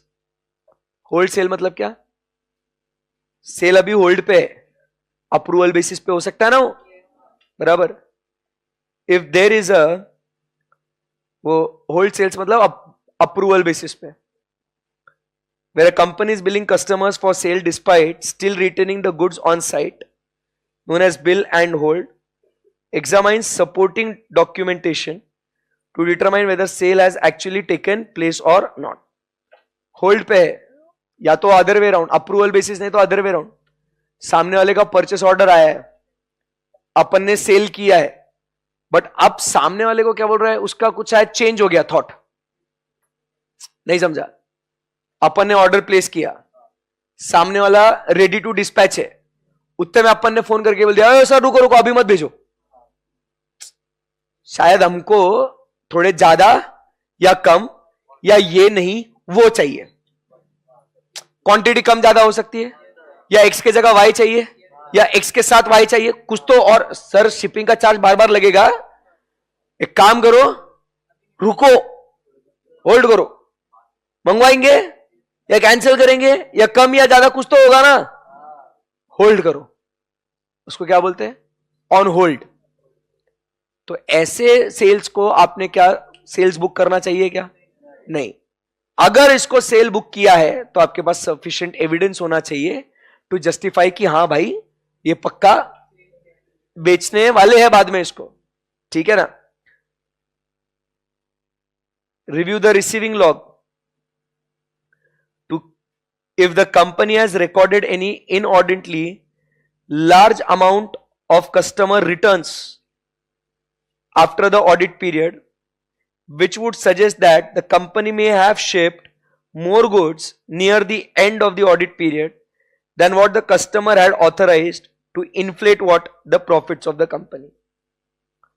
अभी जैसे उनको समझ में आ गया ना कि ऑडिटर जो है ना क्या करता है, वो स्टार्टिंग में डिस्पैच लॉग, गुड्स इशूड सब चेक कर रहा. भाई पहले लोग क्या करते थे, सिर्फ एंट्री पास कर देते थे और सेल बढ़ा दिया, बराबर कि नहीं. ऑडिटर एकदम चालाक, ऑडिटर बोला तू सिर्फ एंट्री पास करा क्या, रुक मैं क्या करता हूं, डिस्पैच लॉग चेक करता हूं, स्टॉक एक्चुअली इशू किया या नहीं किया, वो सब अपन ने ऊपर पढ़ा ना. तो ऐसे केस में अपन को समझ में आ गया कि इसने गड़बड़ कर दिया, क्योंकि ये डिस्क्रिपेंसी है, मिसमैच है, प्रोफेशनल स्केप्टिज्म, सर्कमस्टेंसेस दैट में इंडिकेट व्हाट, पोटेंशियल मिसस्टेटमेंट, बराबर है कि नहीं. तो उसने पकड़ लिया ऐसा. अब फर्स्ट ईयर ऑफ ऑडिट में उसने देख लिया कि ऑडिटर डिस्पैच लॉग भी चेक करता है, तो अगले साल इसको और चोरी करने का है.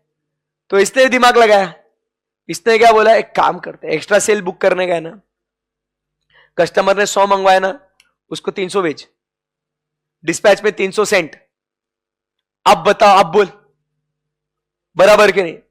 तो सेल भी बुक हो गया, डिस्पैच लॉग में भी एंट्री दिख रही है. अब सेल तो इन्फ्लेट हो गया ना, अब कहां से चेक करेगा ऑडिटर, फिर और स्मार्ट. ना ना ना, डायरेक्ट कंफर्मेशन अभी है नहीं. अभी जो कस्टमर है वो थोड़ी ना दो एक्स्ट्रा 200 एक्सेप्ट करेगा. तो जो ये एक्स्ट्रा ऑर्डिनरी जो उसने लार्ज आइटम भेजा था वो रिटर्न करेगा ना 200. उसने मंगाए थे 100, उसने 200 एक्स्ट्रा भेज दिए, तो बोलेगा साहब लेके जाओ इसको वापस. वो क्या बोलेगा, हाँ भेज दे, सॉरी सॉरी सॉरी. वो तो इधर बुक्स को क्या कर रहा है, मैनिपुलेट कर रहा है, इधर he is cooking the books over here.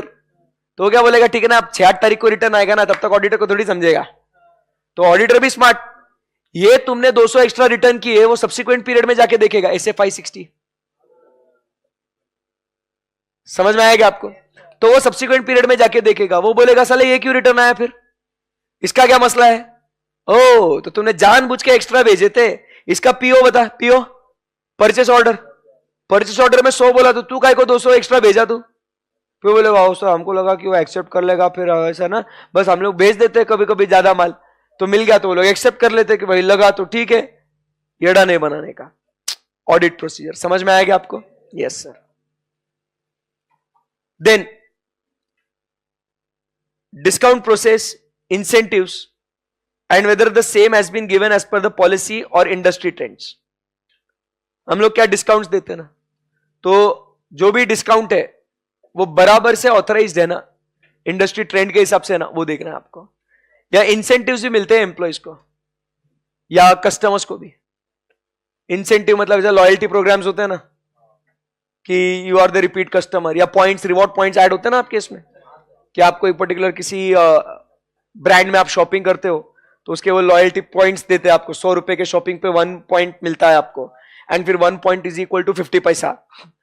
ऐसा बहुत अलग, 100 रुपए खर्चा करो तो 1 पॉइंट, ऐसा 1 पॉइंट आपको मिलता है, तो उसका इक्वेलेंट टू INR इज 0.25 या 0.5 रुपीज। तो मतलब बेसिकली 100 रुपए खर्चा करो तो आपको 50 पैसे का कैशबैक मिलता है, ऐसा। तो वो इंसेंटिव्स या डिस्काउंट्स वो ऑथराइज्ड होने चाहिए as per the policy. Review what credit memos on sample basis. Credit memos समझते हो? क्रेडिट मेमोज मतलब क्या होता है कि मैंने आपको माल बेचा, आपने मुझे पैसा दे दिया, अब क्या हुआ, आपने रिटर्न कर दिया, तो मैं आपको कैश नहीं दे रहा, I will give you the credit note. Credit memos मतलब क्या? Credit note. तू इतना पैसा तेरा मेरे पास जमा है, इसके बदले तेरे को दूसरा कुछ लेके जाना है, तू लेके जा, कैश नहीं मिलेगा वापस। वंस एक बार विटामिन एम हमारे पास आ गया फिर भूल जाने का। आप कभी शॉपिंग भी करते हो आप लोग, तो आपने देखा होगा कि भैया इसका साइज नहीं आ रहा, ठीक है रिप्लेस करके जा साइज, बट भैया मेरे को मम्मी को ये पसंद नहीं आया, आप तो जोश जोश में फॉर्म में लेके आए, मम्मी बोले कि क्या है फटे हुए कपड़े लेके आया तू, जा उसको रिटर्न कर। अरे मम्मी ये स्टाइल है, एक फटका दूंगी, चेंज करके आ, पैसे लेके आ वापस। अब जाओ कितना ही झगड़ा कर लो, पैसा वापस नहीं मिलता। वो क्या बोलेगा वो आपको, दूसरा कुछ लेके जाए, एक काम कर अभी नहीं 30 दिन का क्रेडिट नोट लेके जा, तो 30 दिन में तेरे को जो चाहिए दूसरा लेके जा, पैसा वापस नहीं मिलेगा। Review the credit memos to see if they are properly authorised and whether they were issued in the correct period. आपको एक समझ में आ रहा है, सब जगह हमको क्या देखना है, पीरियड, अमाउंट, यही उसके लिए सारा खेल चल रही है, समझा गया? अलग अलग बस अपने क्या है तरीके हैं कि जिसको हम लोग क्या कर सकते हैं, चेक है। मैं एक एक पॉइंट को इसके लिए आपके साथ इतना डिस्कस क्यों कर रहा हूं डिटेल में, ताकि जब आपको डेटर्स ये ध्यान में आए तो आपको समझ में आना चाहिए कि इतना कुछ डिस्कशन हुआ था करके, ठीक है। So also review the credit memos issued after the period and, after period and, to see if they relate to the transactions belonging to what the period under audit subsequent, मतलब returns अगर आ गए हैं तो उसका credit note देखने का। Clear है एकदम? एक बार 2 पॉइंट्स जो हमने पढ़े उसको गो थ्रू कर लो। कौन सी 2 बातें देखी अपन ने? Existence and completeness. शुरुआत से एक पॉइंट हो गया ना हेडिंग, वापस से एक बार नजर घुमाने का, नहीं तो क्या हो जाता है आगे पढ़ते जाएंगे ना तो आप पीछे का भूलते जाओगे। सो वो लूप में रहने के लिए एग्जिस्टेंस, कंप्लीटनेस एक बार दोबारा पढ़ो फिर आगे बढ़ता है।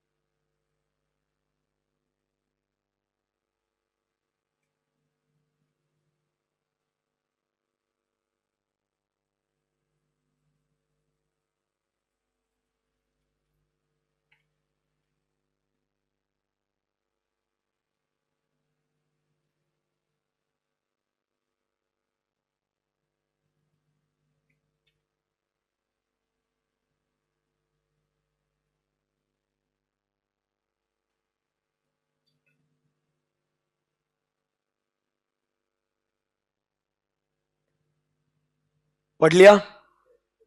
नजर घुमाना ऐसा, हाईलाइट स्कैन, मतलब ये मैं आपको वापस बार बार क्यों बोल रहा हूं, क्योंकि आपको एग्जाम्स के टाइम पे ऐसे ही आपको इसको पढ़ना पड़ेगा कि ठाक ठाक ठाक ये इसको चेक करना है, ये ऐसे चेक करना है, क्योंकि 1 day before exam you won't be having this much of time to, मतलब भले ये यूट्यूब पे लेक्चर है ये, फिर भी आपको इतना टाइम नहीं रहेगा कि सर का पूरा लेक्चर देखूं मैं, समझेगा? आपको इतना टाइम नहीं होगा कि आप खुद से इसको पूरा डिटेल में पढ़े। सो मेन जो बुलेट पॉइंट्स है, हेडिंग्स है ना, सैंपल, मेमोज, फिर डायरेक्ट कंफर्मेशन प्रोसीजर, ये सिर्फ ऐसा एक एक ऐसा पॉइंट्स को देखने का, एग्जाम में वो मेन हेडिंग को लिखने का, अंडरलाइन करने का मस्त था, और उसको अपने शब्दों में, जो इतना पूरा ऑडिट पढ़े ना अपन ने 10 चैप्टर, ये 11वां चैप्टर है टेक्निकली, तो जो 10 चैप्टर पढ़े उसका जो ज्ञान है, इतने ऐसे पढ़े उसका ज्ञान है, वो आपने क्या करना है वहां पे अपने लिखना है उसको। समझ में आया आपको? अभी ये फास्ट हो जाएगा ये वैल्यूएशन का, because this is very simple, आसानी से हो जाएगा। रेडी? वैल्यूएशन और फिर डिस्क्लोजर आपको तो पता है एकदम बहुत आसान है ये। ठीक है जी, चलिए वैल्यूएशन। क्या बेटा? लिख देना ना, बाकी कुछ है नहीं ऐसे, मेमोज मेमोज वही है, कस्टमर लॉग्स रिटर्न, मार्जिन में लिख दो उसका जो हाईलाइट करा ना वो लिख दो। चलो अभी इसके मेन मेन पॉइंट्स खटाखट। अलाउंस फॉर डाउटफुल डेट्स मतलब समझते हो? अलाउंस मतलब क्या? प्रोविजन। लिखो, ऐसा पता भी होगा तो भी लिखना मस्ट है। अलाउंस फॉर डाउटफुल डेट्स, तो this will include what? Consistency for the method used in the last year to determine whether the method is appropriate. देखो आप कभी भी है ना, डाउटफुल या नॉन रिकवरेबल अमाउंट या प्रोविजन है, हर कंपनी का एक क्राइटेरिया होता है, बराबर, कि एक तो पहले ये 1 साल के ऊपर हो गया, इसको रिमाइंडर्स भेजे, रिमाइंडर्स को रिस्पॉन्ड नहीं करा, बराबर है, तो ऐसे केस में हम लोग क्या करेंगे? इसको डाउटफुल ट्रीट करेंगे। तो एक हम लोग क्राइटेरिया, एक प्रोटोकॉल फॉलो करते हैं और उसी के बेसिस पे हम लोग क्या करते हैं? डिसाइड करते हैं कि whether it is a doubtful और नॉट। आप ऐसा मत समझना कि डाउटफुल डेट ऐसा मन मर्जी में आए वैसा डाउटफुल, भाई ऑन एन एवरेज 10% कर दे प्रोविजन, ऐसा नहीं होता है। सोचिए ना, बड़े बड़े कंपनीज का हिसाब लगाओ, अगर टोटल डेटर्स उनके अगर मान लो 400-500 करोड़ के है, बड़ी कंपनी में आप काम कर रहे हो, लिस्टेड एंटिटी में काम कर रहे हो, 500 करोड़ तो बहुत कम अमाउंट बोल रहा हूं मैं, बट जस्ट से 500 करोड़ का रिसीवेबल है, उसमें का 5%, 10% डाउटफुल डेट अगर रिकॉर्ड करना है, सो अमाउंट देखो कितना ह्यूज है।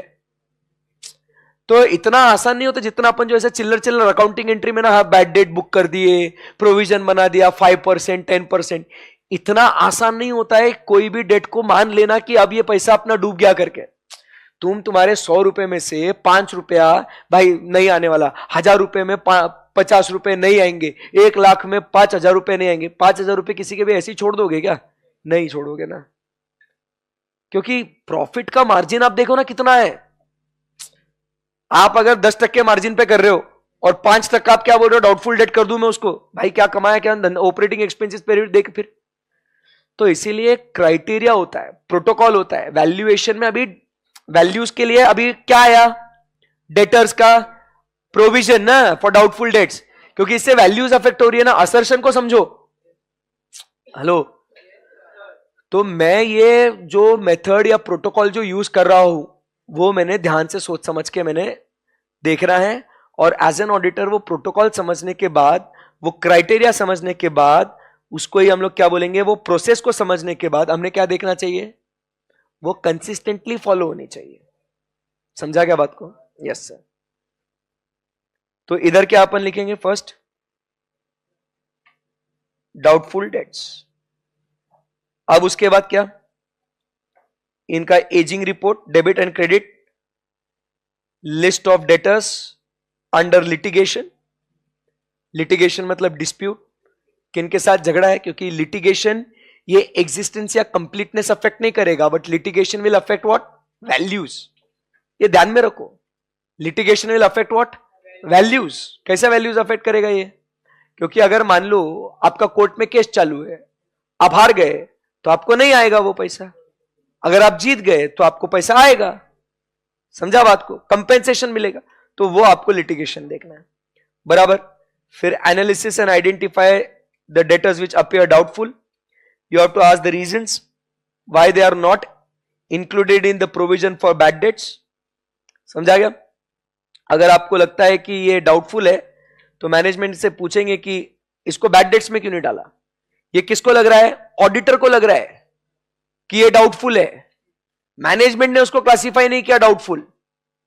समझा गया? इधर क्या है, मैनेजमेंट ने क्लासिफाई कर दिया कि हाँ ये डाउटफुल है, तो मैंने चेक करना है वो उस प्रोसेस के हिसाब से हुआ कि नहीं हुआ। अभी कुछ जो डेटर्स है मैनेजमेंट बोल रहा है गुड है, बट मेरे एनालिसिस के हिसाब से मुझे लग रहा है कि ये क्या है? डाउटफुल है। तो मैं उनसे पूछूंगा कि तुमने इसको डाउटफुल कैटेगराइज क्यों नहीं किया, इसको प्रोविजन क्यों नहीं करी। समझा? दोनों part. Provisions are made eight appropriate rates considering the rate मतलब 5%, 10%, जो भी जैसा आप है वो rates. Schedule of movements of bad debts, provision accounts and debts written off, and compare them, the proportion of bad debt to what sales of the current year, and compare it with the prior period to check whether it appears to be what reasonable. पिछले साल sales कितने थे वहां पे आप लिखो ऐसे year 1 year 2. आप क्या लिखते हो यहां पे कि ईयर 1 में सेल्स कितने थे, डेटर्स कितने थे, आपने डाउटफुल कितने रिकॉर्ड करे.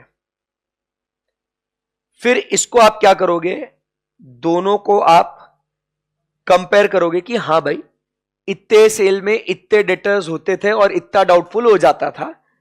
तो वो परसेंटेज और रेशियो आप क्या करोगे, ईयर 1 और ईयर 2 का आप क्या करोगे, कंपेयर करोगे, और कंपेयर करके एस्टेब्लिश करने की कोशिश करोगे कि क्या ये रीजनेबल है क्या.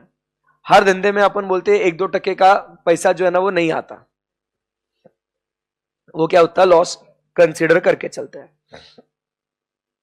नेक्स्ट, अगर वो राइट ऑफ कर दिया है तो it should be approved by the authority. Right of भी वापस क्या वैल्यूज को अफेक्ट करता है ना.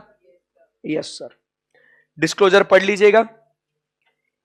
AS 11 फॉरेन करेंसी, जैसे लोन के लिए अगर मैंने फॉरेन सेल किया है तो मेरे को डॉलर्स में रिसीवेबल है, बट मैं रिकॉर्ड करेगा उसको कैसे INR में ना.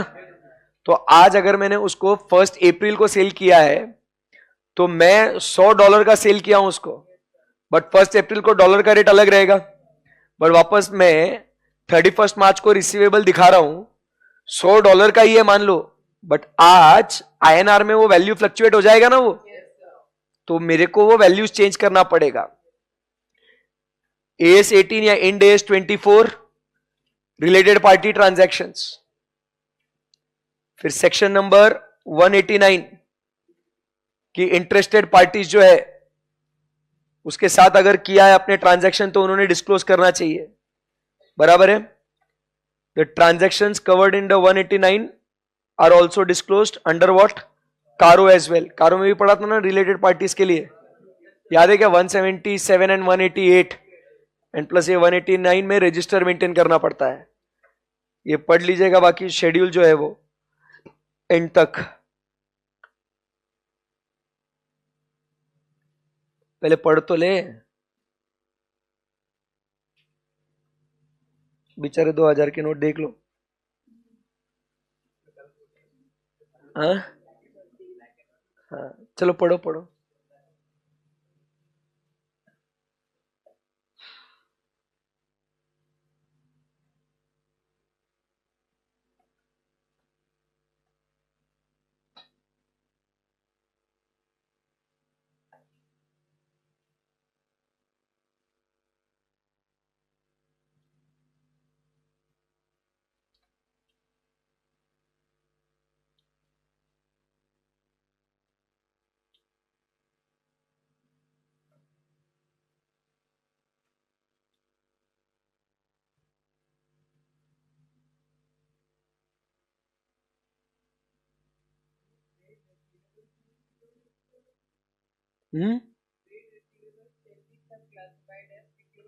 यस. रिसीवेबल्स जो है अपने को, हम लोग सिक्योरिटी लेंगे ना. तेरे को उधारी पे माल दूंगा तो कुछ ना कुछ तो मैं सिक्योरिटी भी लूंगा. कभी तेरे से हम लोग क्या लेते हैं, कुछ गारंटीज बॉन्ड्स हम लोग लेते हैं ना, चेक्स चेक्स ले लेते हैं एडवांस में, ब्लैंक चेक साइन करके या ऐसा कुछ. तो यस, रिसीवेबल्स आर सिक्योर्ड.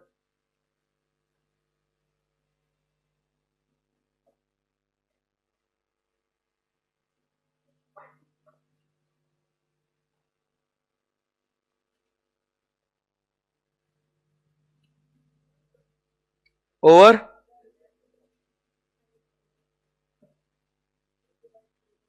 हाँ किसका,